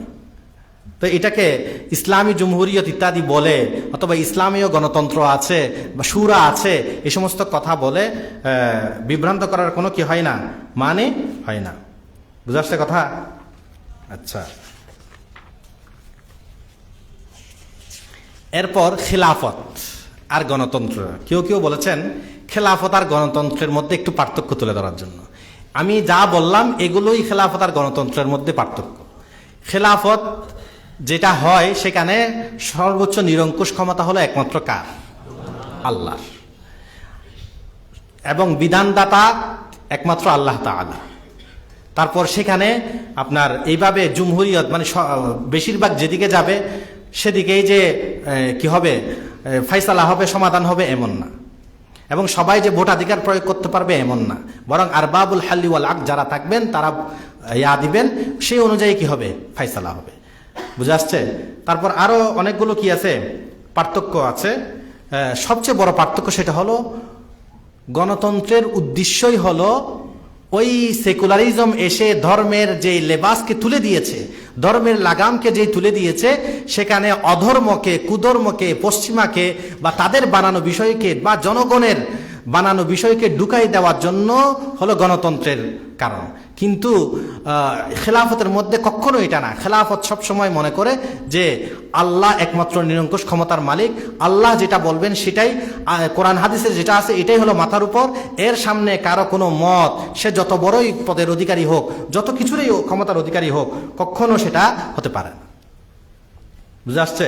এটা হলো সবচেয়ে বড় গণতন্ত্র আর কিসের মধ্যে, এই খেলাফতের মধ্যে কি পার্থক্য। বুঝে আসছে? এখন আপনারা বলতে পারেন তাহলে গণতন্ত্রের মধ্যে যে ভোট দেয়, এই ভোট দেওয়া কি? এরকম আরো অনেক কিছু প্রশ্ন আছে। এই প্রশ্নগুলোর বিভিন্ন স্তর আছে, বিভিন্ন কিছু বোঝার আছে, জানার আছে। ঢালাওভাবে ভোট দিলে কুফরি বলা বা ঢালাওভাবে কুফরি না বলা, এগুলোর সুযোগ নেই। এগুলো অবস্থা অনুযায়ী ফতোয়া। ওলামা ইকরাম লিখেছেন অনেক কিতাবাদি সম্পর্কে, ভোটের শরীয়ী বিধান নামে কিতাব আছে। কুফরি কখন হবে সেগুলোও লিখেছেন, কখন হবে না সেগুলোও লিখেছেন, বৈধর পক্ষেও আছেন। আপনাদের যদি কারো দরকার হয় দারুল ইফতা আছে, সেখানে সোয়াল করবেন নির্দিষ্ট আকারে আপনাদেরকে কি দেওয়া হবে, জবাব দেওয়া হবে। তবে আপনি যদি গণতন্ত্র আর ইসলাম বা খেলাফত সম্পর্কে এবং ইসলামী অবকাঠামো, ইসলামী খেলাফতের বৈশিষ্ট্য কি, এই সম্পর্কে যদি আপনি জানতে চান, তো আপনাদেরকে আমি চমৎকার একটি সুন্দর বইয়ের সাজেশন করব। সেটা হলো ইসলাম আর সিয়াসি নজরিয়াত, ইসলাম ও রাজনীতি, জাস্টিস মুফতি মোহাম্মদ তাকি উসমানী হাফিজাহুল্লাহ ওয়ারাহু, ওনার কিতাব। এই কিতাবের বিশেষ করে দ্বিতীয় অংশ, শেষাংশ যেটা, সেটা খুবই গুরুত্বপূর্ণ। একটা ইসলামী খেলাফতের বা রাষ্ট্রের মূলনীতি কি কি হতে পারে, খেলাফতের মূলনীতিগুলো কি। উনি শুরুতে বিভিন্ন তন্ত্র, বিভিন্ন ব্যবস্থা পূর্ববর্তী থেকে নিয়ে উনি ইতিহাস লম্বা আলোচনা করেছেন, সেগুলো না জানলেও কিন্তু দ্বিতীয় অংশটা খুব জরুরি। একজন তালেবে ইলম হিসাবে প্রত্যেকেরই এটা কি করা চাই, আলোচনা পড়া চাই। এবং একেবারে সর্বশেষে খোলাসা আকারে 22টা তুলে দেওয়া হয়েছে এখানে, ইসলামী রাষ্ট্রের মৌলিক নীতিমালা বলে প্রায় 22টা সংক্ষিপ্ত আকারে শেষে দিয়ে দেওয়া হয়েছে।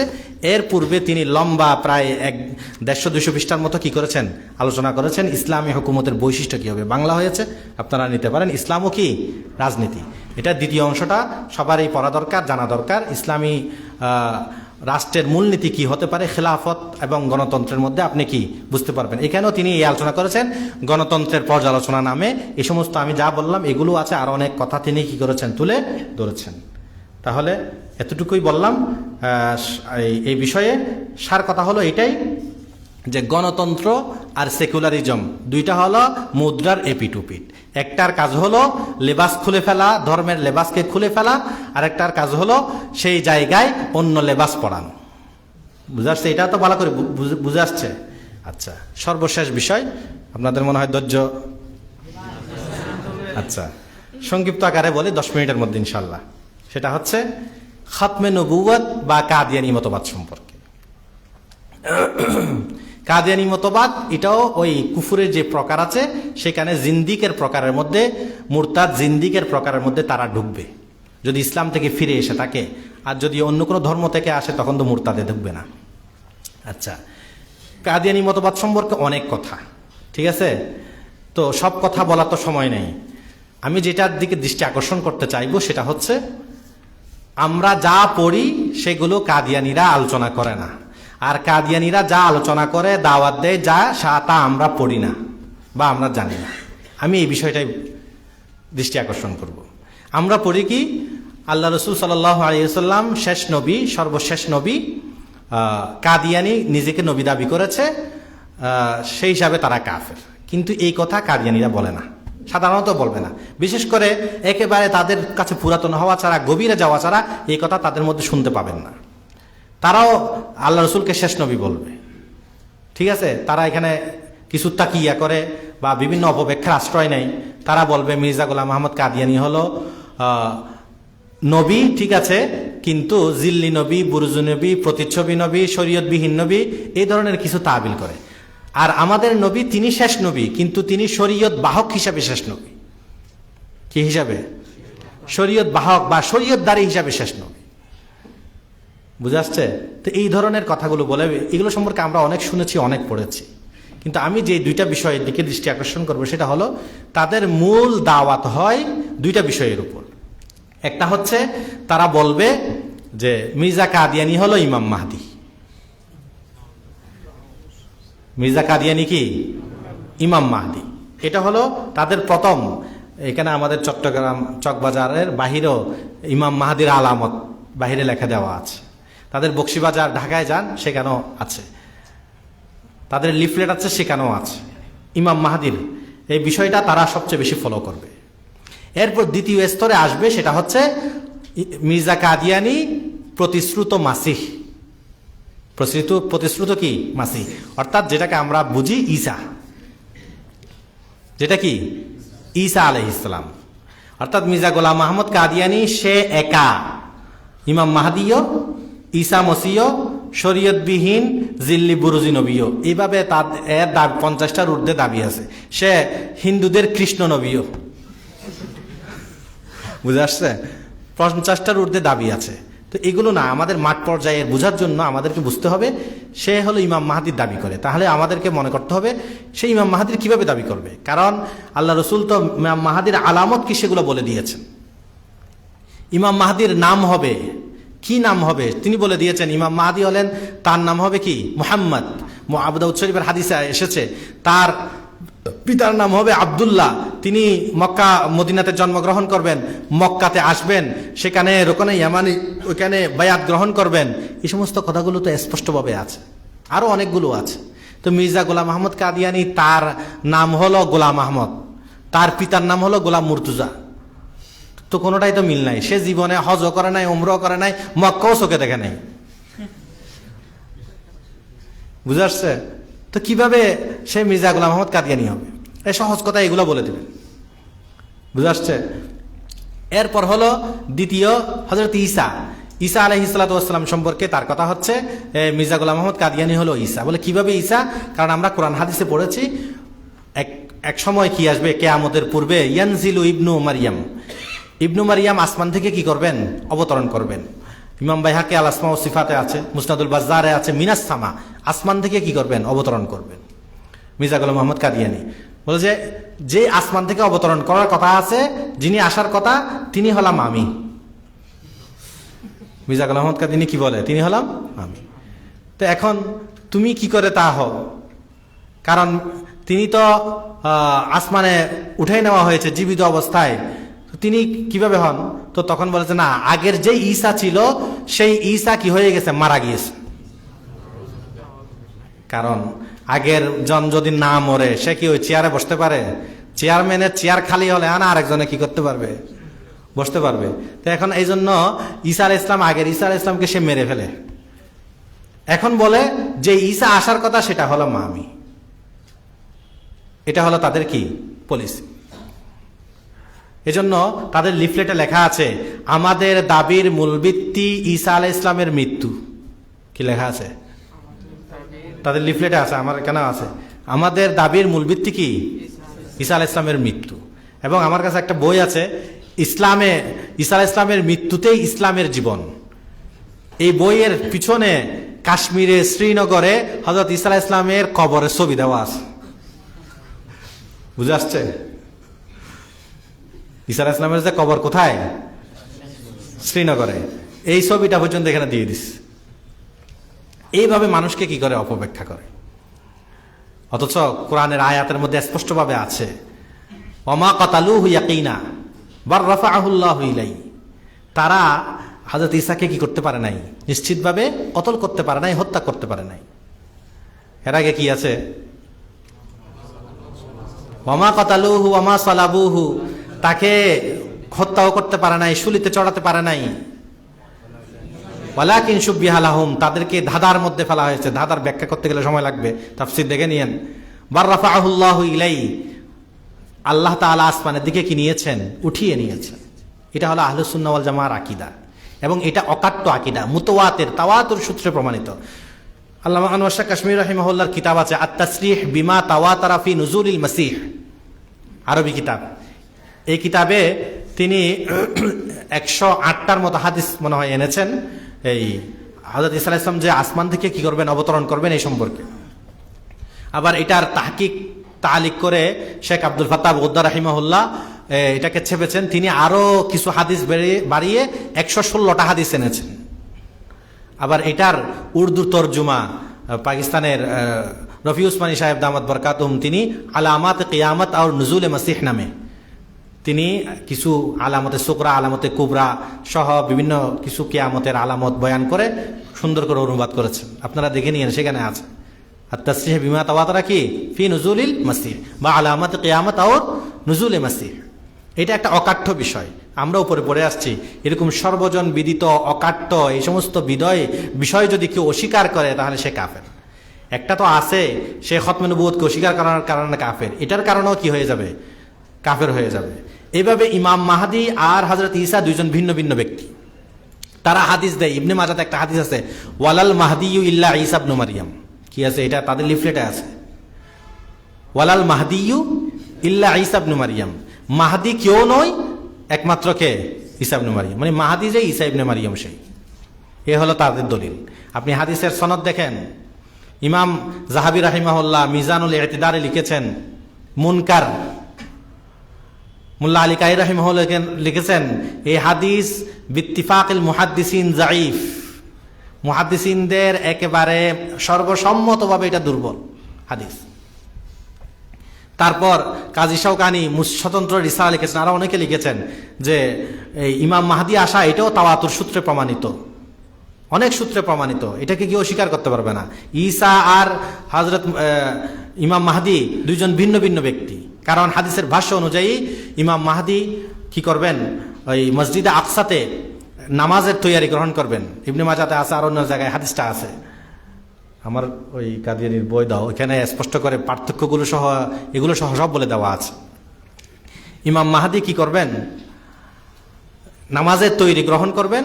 সেই নামাজের তৈরি যখন গ্রহণ করবেন, সে তখন হযরত ঈসা আলাইহিস সালাম আসমান থেকে আসমান থেকে কি করবেন? দুইজন কাদের উপর, ফেরেশতার উপর ভর করে অবতরণ করবেন। সে আসমান থেকে তিনি কি করবেন? অবতরণ করবেন। বুঝা আসছে? এই সমস্ত কথাগুলো সবই হাদিস দ্বারাই প্রমাণিত। তো এইগুলো নিয়ে আসলে বিভ্রান্তি তৈরি করার বা জনমনে কিছু তৈরি করার এগুলোর কোনো কি নেই, সুযোগ নেই। কিন্তু তারা মানুষকে এই ধরনের বক্তব্যগুলো দিয়ে মানুষকে বিভ্রান্ত করে যাচ্ছে। এই বই আপনারা পাবেন। হযরত ঈসা আলাইহিস সালাম সম্পর্কে তাদের সাথে মোনাজারা হয়েছে পাকিস্তানে একটা, এখানে দেওয়া আছে। অনেক কিছু আপনার জেহেন খুলে যাবে। ইমাম মাহদী সম্পর্কে হয়েছে, সেই সম্পর্কে আলোচনা আছে, আপনার কি পেয়ে যাবেন। শুধু তাই নয়, তারা মির্জা কাদিয়ানির কথা অনুযায়ীও ধরা খায়। কারণ রুহানি খাজায়েন এখানে আছে 23 খণ্ড, কাদিয়ানিদের বই একসাথে আছে 23 খণ্ড মির্জা কাদিয়ানির। এই রুহানি খাজায়েন, এই রুহানি খাজায়েনে 17 নম্বর খণ্ড 167 নম্বর পৃষ্ঠা 5 নম্বর লাইন, সেখানে লেখা আছে मसीह मौऊद और महदी और दज्जाल तीनों मशरिक में ही जाहिर होंगे। के मसीह मौऊद मानी हजरत ईसा, महदी और दज्जाल तीनों। अच्छा, যদি ঈসা আর যদি মাহাদি এক হয় তাহলে তিনও কেন হবে? দোনো আনা হবে।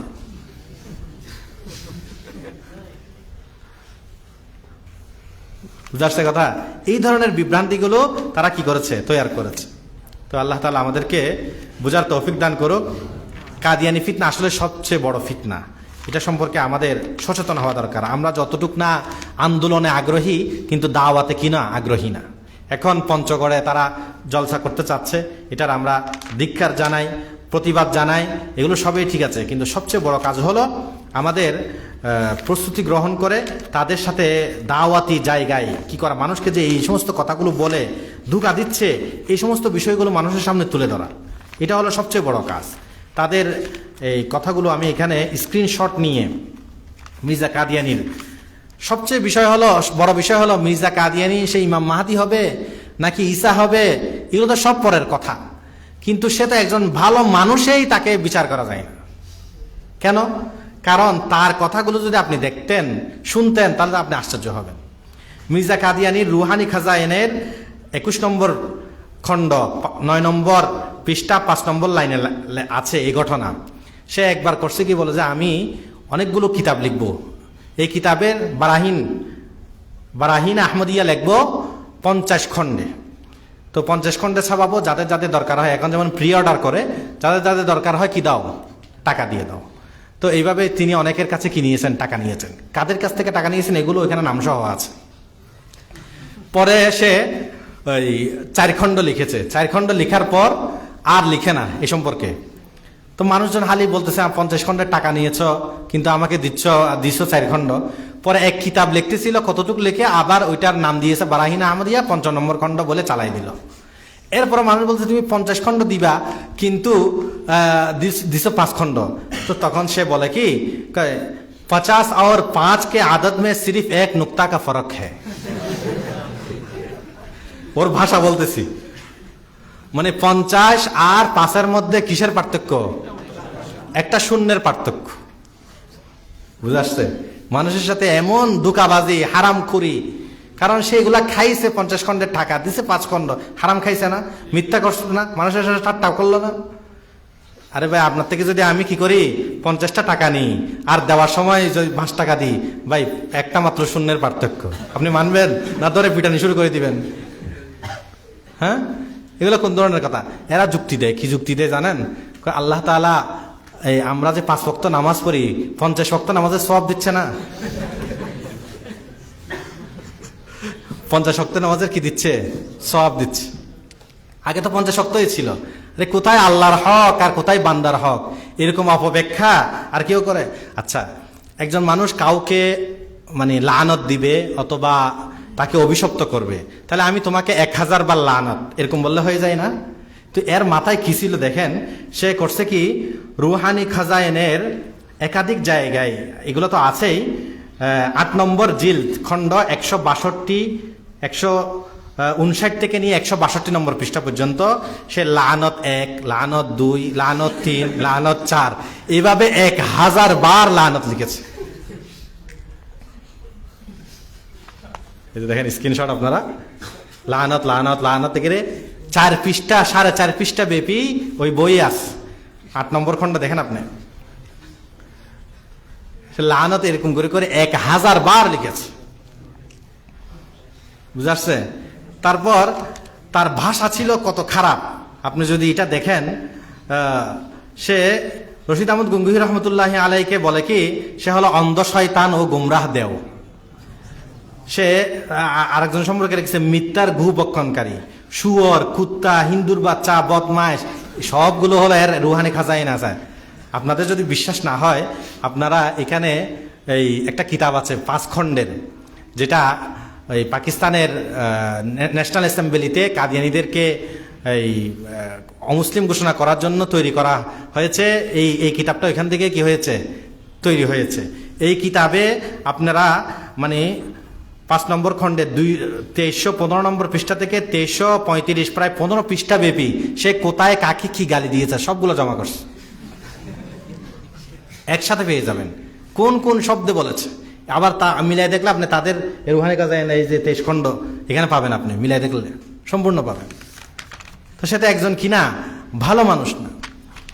সর্বশেষ কথা হচ্ছে, তারা নিজেরা নিজেদেরকে যে ইসলাম, মুসলমান বা আহমদিয়া মুসলিম জামাত বলে, এই দাবি করা কখনো তাদের মাঝে বা তাদের দাবিটাই ঠিক না। কেন ঠিক না? তাদের অনুযায়ী। কারণ মির্জা কাদিয়ানি এই রুহানি খাজাইনের 22 নম্বর খণ্ড 167 নম্বর পৃষ্ঠায় আছে, সে লিখেছে, हर एक शख्स जिसको मेरी दावत पहुंची है और उसने मुझे कबूल नहीं किया वो मुसलमान नहीं। যার কাছে আমার দাওয়াত পৌঁছছে সে ওই দাওয়াতকে গ্রহণ করে নাই, সে কি হবে না?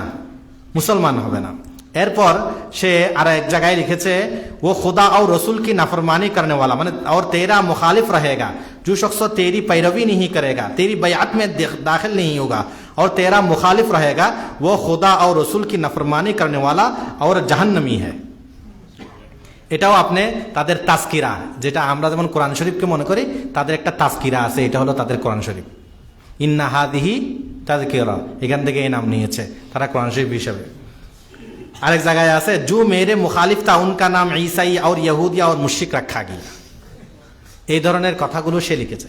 তো যেখানে আপনাদের মির্জা গোলাম মাহমুদ কাদিয়ানি আমাদেরকে কাফের মুশরিক বলে গিয়েছে, আমরা কাফের মুশরিক, ঠিক আছে, তো আপনারা কিভাবে বলেন যে আমরা কাউকে কাফের বলি না, মুশরিক বলি না, কিছু বলি না, আমরা সবাইকে দোয়া সম্প্রীতি দিই। তাদের ওইখানে ঢুকলে দেখতে পারবেন বড় করে লেখা আছে, love for all, not hate for none, ভালোবাসা সবার তরে, ঘৃণা নয় কারো পরে। এখানে বড় করে লেখা আছে এবং তাদের লিফলেটের মধ্যে লেখা আছে। তো এইগুলো মানুষকে লানত 1000 বার লেখা, কেউকে গুবক্ষণকারী বলা, এই ধরনের জাহান্নামী বলা, এগুলাই কি দোয়া? এগুলাই কি আপনাদের ভালোবাসা?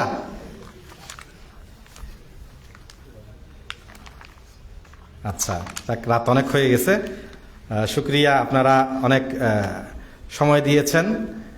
তো আলহামদুলিল্লাহ, লম্বা একটা সময় আমরা এই নিয়ে আলোচনা করলাম। আপনারা এই বইয়ের মধ্যে বিস্তারিত পাবেন, নিয়ে নেবেন। আর ওই এমনি বিভিন্ন ইমান কুফর সম্পর্কে যে আলোচনা করছি এই সম্পর্কে ওই মূর্তি ভাস্কর্য বই আছে, সেই বইয়ের মধ্যে কি পাবেন। আচ্ছা, তো আপনাদের সংক্ষিপ্ত আকারে 1-2 মিনিটে কোনো কথা থাকলে বলতে পারেন, খুব দ্রুত, সময় কম। কেউ দূরে যাবেন, দূর থেকে আসছেন এমনও আছে, আছেন কেউ? হ্যাঁ, বলেন বলেন, তো তাড়াতাড়ি, সময় কম। আমাদেরকে যে বলা হলো কোনটাই যে আল্লাহ তাআলার হাত করা, এগুলো বিলা কাইফিয়ত ছাড়া বিশ্বাস করে, এগুলো কি আমাদের যারা এগুলো বিশ্বাসী করে যে আল্লাহ তাআলার হাত, এগুলো কাইফিয়ত আছে কিন্তু সেটা ধরন জানা নাই, যারা এগুলো এই বিশ্বাসে বিশ্বাসী তাদের হুকুম কি? আর আমরা কি সর্বক্ষেত্রে আল্লাহ তাআলার হাত থাকা, মাথা থাকা, এগুলো সর্বক্ষেত্রে কি আমরা মানে গায়রে মাকুল হিসেবেই করব? হ্যাঁ হ্যাঁ, এটা তো বলাই দেওয়া হয়েছে, অঙ্গ প্রত্যঙ্গ যে সমস্ত বিষয় আছে এগুলোর ক্ষেত্রে, অর্থাৎ যেগুলো আল্লাহর শানের সাথে যায় না, এগুলোকে হয়তো তাফবিজ করবেন, নাহলে তাওবিল করবেন। এখন যারা অঙ্গ ইত্যাদি বুঝে, এগুলো আমভাবে ফতোয়া দেওয়া যায় না, উনি কি বুঝতে চান সেটা নির্দিষ্ট করে সে অনুযায়ী ফতোয়া। আবার এটার মধ্যেও ইখতিলাফও আছে, কেউ কুফুরি, কেউ আহলে সুন্নাহ ওয়াল জামাতে খারেজ, এই ধরনের বিভিন্ন স্তর হবে। বাকি আহলে সুন্নাহ ওয়াল জামার আকীদা না, এটা আপনি নিশ্চিত বলতে পারেন। হ্যাঁ হ্যাঁ, যে আল্লাহ তাআলা পবিত্র কোরআনে বলেছেন, ইয়াকফুর বিল ঈমানি ফাকাদ হাবিতা আমালু। হুম। এখন কোনো মুসলমান যদি কোনো কথা বা কাজের কারণে তার অনিচ্ছা সত্ত্বেও বা অনিচ্ছা সত্ত্বেও মানে জানা না থাকার কারণে কাফির হয়ে যায়, এমন কথা বলার কারণে, তো পরবর্তীতে সে যদি কালেমায়ে শাহাদাত পড়ে, ও যদি- তাহলে তার আমল ফিরে আসবে কিনা? সে মুসলমান হিসেবে গণ্য হবে নাকি যদি সে ওই নির্দিষ্ট ওই কাজ থেকে তওবা না করে, যদি সে মানে হ্যাঁ, তো তওবা করতেছে এই জন্যই তো সেই কালেমা শাহাদাত পড়ছে। কালেমা শাহাদাত কি শুধু মুকাবিলা হবে? তার বিশ্বাস তা আছে এই জন্যই তো সে কালেমা শাহাদাতটা পড়তেছে। যে কাজের কারণে ঈমান গেছে সে ওটা জানে না, এই কারণে সে ওই কাজ থেকে সরাসরি তওবা না করে এমনি স্বাভাবিকভাবে কালেমা পড়া, যেমন ওযু করার পরে সে- না, স্বাভাবিক না। মানে যদি বিশ্বাস করে যে আমার এটার কারণে ঈমান চলে গেছে, সেটাকে আমি আবার বিশ্বাস করলাম, মানে এই বিশ্বাসের কারণে চলে গেছে, এটাকে আমি বাদ দিলাম, সেই অনুযায়ী করলে আনা ফিরে আসবে। আচ্ছা, এখানে একটা কথা রয়ে গেছে, সেটা হলো আমরা অনেকে মনে করি যে ঈমান ভঙ্গের কারণ, ঈমান ভঙ্গের কারণ 10টা, অনেকটা প্রসিদ্ধ মশহুর, বিভিন্ন জনে বই লিখেছে, বিশেষ করে শেখ আব্দুল ওয়াহাব নজদি রাহিমাহুল্লাহর একটা কিতাব আছে ঈমান ভঙ্গের 10 কারণ, আশাতুনা ওয়াকিস। আমরা মনে করি যে 10টাই হলো ঈমান ভঙ্গের কারণ। না, এটা ভুল কথা। 10টা ঈমান ভঙ্গের কারণ না, এগুলো উনি লিখেছেন, আর ওনার ওইখানে কয়েকটার মধ্যে একটু ব্যাখ্যার দরকার আছে, সবগুলো ঠিক হয় নাই, এটা একটা কথা।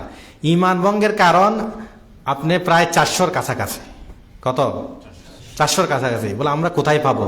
আপনারা কিতাবুল মুরতাদ, বাবুল মুরতাদ, যে ফিকহের কিতাবগুলো আছে সেখানে লেখা আছে কি কি করলে ঈমান চলে যায়, আপনি ওইখানে পাবেন। যারা সাধারণ আছে তারা, আমরা যে মালাবুদ্ধা পড়েছি না, সেই মালাবুদ্ধার মধ্যে কিতাবুল ইহসানের মধ্যে কালিমাতুল কুফর নামে একটা কি আছে, ওইখানেও বেশ কিছু মাসলা, প্রায় 60-70টার মতো মাসলা আছে যেগুলো কুফুরি কথা। এটা বাংলাও হয়েছে মালাবুদ্ধা, এটা দেখে নিলেও হয়ে যায়। বুঝা আসছে? তো এখান থেকে আমরা এটার বিষয়ে সচেতন হওয়া চাই। ইবনে আবিদিন শামী রাহিমাহুল্লাহ তিনি ফাতোয়ায়ে শামীতে লিখেছেন, যে সমস্ত একজন মুসলমানের ইমানদারের বিষয়ে ঈমান আনা ফরজ বা জেনে রাখা ফরজ, সেখানে সবচেয়ে অবহেলিত বা একটা গুরুত্বপূর্ণ ফরজে আইন হলো কোন কোন কারণে তার ঈমান চলে যায় এটাকে জেনে রাখা। তো তিনি সেখানে লিখেছেন কোন কোন কারণে ঈমান আনে সেটা জেনে রাখা, সেটা আমাদের দরকার। যারা বিশেষ করে জাহেল, অনভিজ্ঞ, ভালো আলিম না, জানা নাই, তাদের উচিত হলো প্রতি মাসে 1বার বা 2বার ঈমানকে নবায়ন করা। কি? ঈমানকে কি করা? নবায়ন করা। এবং বিবাহকে নবায়ন করা। কেন? কারণ লিখেছে এই জন্য যে পুরুষরা সচেতন হলো, মহিলারা অনেক মাসলা জানে না, অসচেতন হয়, তারা এরকম বিভিন্ন কথা বলে, বিভিন্ন কিছু হয়তো দেখে, এগুলোর কারণে ঈমান চলে যায়। তো ঈমান চলে যায় তো আপনার তো জানা নাই, তো এই জন্য বিবাহ কি করতে হবে? নবায়ন করতে হবে, অথবা তাকে ভালো করে কুফরি বিষয় কি সেগুলোকে জানাতে হবে। তো এটা একটা অবহেলিত ফরজে আইন, এটা আমাদের কি করা দরকার? জানা থাকা দরকার। বুঝতে আসছে? এটা আবার কাউকে কাফের বলার জন্য না, নিজে কুফরি থেকে বাঁচার জন্য। বুঝে আসছে কথা? আচ্ছা, এত লম্বা লম্বা সোয়াল, সময় তো কম। ইবনে তাইমিয়া, ইবনে কাইয়িম সহ যারা আছেন তারা আকীদাকে ফলো করে, তাদের শাহীদের ঈমানের হুকুম কি, এগুলো তো বলা আছে, হয়েছে। আপনাদের অন্য বিষয়গুলো নিয়ে ফিকির করার দরকার নাই, নিজেরটা নিয়ে ফিকির করেন, ঠিক আছে? হ্যাঁ, আপনি যে বললেন ইসলাম পূর্ণাঙ্গ জীবন ব্যবস্থা, তো এই কথাটার ব্যাখ্যা কি হবে? যদি ইসলাম পূর্ণাঙ্গ জীবন ব্যবস্থা হয়, তাহলে কি এটার অর্থ এরকম হবে যে পুঁজিবাদী যে সমস্ত নিয়মগুলো আছে বা গণতান্ত্রিক যেগুলো তাদের যে অবকাঠামো আছে, সেটার ভিতরে ইসলামিক নিয়মগুলোকে প্রয়োগ করে, যেটাকে পশ্চিমাকে ইসলামীকরণ বলা হয়, এভাবে করা হবে? নাকি ইসলামের নির্দিষ্ট কিছু অবকাঠামো আছে, যেটা আপনি বলেছেন গণতন্ত্রের নির্দিষ্ট অবকাঠামো আছে, তো ইসলামের অবকাঠামোটাকে কি? শুনেন, প্রয়োগ কাঠামো কি হবে সেটা ইজতিহাদ নির্ভর, ঠিক আছে? প্রয়োগ মানে যে কোনো একটা বিষয়, শুধু এটার ক্ষেত্রে না, যে কোনো কিছুতে এটাকে আমি কিভাবে বাস্তবায়ন করব, কিভাবে এটার প্রয়োগ হবে, এটা হলো ইজতিহাদ নির্ভর। হ্যাঁ, যেখানে মনসুস সুনির্দিষ্টভাবে কোরআন হাদিসে বলে দেওয়া আছে সেখানে ইজতিহাদ চলবে না, সেটা তো মেনে নিতেই হবে। সেটা আপনি গণতন্ত্রের ভিতরে ঢুকে করেন, খেলাফতের ভিতরে ঢুকে করেন, অন্য কোনো পদ্ধতিতে করেন, যেভাবেই করেন না কেন, সেটা যদি ইসলাম হারাম না বলে, ইসলাম যদি সমর্থন দেয়, তাহলে সেটা আপনাকে পরিবর্তন করার দরকার নেই। হ্যাঁ, প্রয়োগ কিভাবে হবে, কে কোন পদ্ধতিতে আগাবে, এটা ইজতিহাদ নির্ভর। যেমন আমাদের দেশে যারা ইসলামী রাজনীতি করেন, তাদের অনেকেই মনে করেন যদি ইসলামী রাজনীতি আমি যদিও গণতন্ত্রের মাধ্যমে করতেছি, কিন্তু আমি এই ছাড়া আর কোনো কি দেখতেছি না, পথ দেখতেছি না, অন্ততপক্ষে এটার কারণে একটু মুসলমানদেরকে ভয় করা হচ্ছে অথবা কিছু বলার সাহস পাচ্ছে, এটা ওনাদের ইজতিহাদ অনুযায়ী ওনারা করে যাচ্ছেন। আবার কেউ বলতেছেন যে না, এইভাবে ইসলাম কায়েম হতেই পারে না, তো ওনারা ইজতিহাদ অনুযায়ী বলে যাচ্ছেন। কিন্তু কাউকে কাফের বলে দেওয়া এগুলো হলো মারাত্মক বিষয়, এগুলো থেকে বেঁচে থাকা চাই। বাকি পদ্ধতি কি হবে সেগুলো যার বুঝে যেটা আসে সেটা করেন।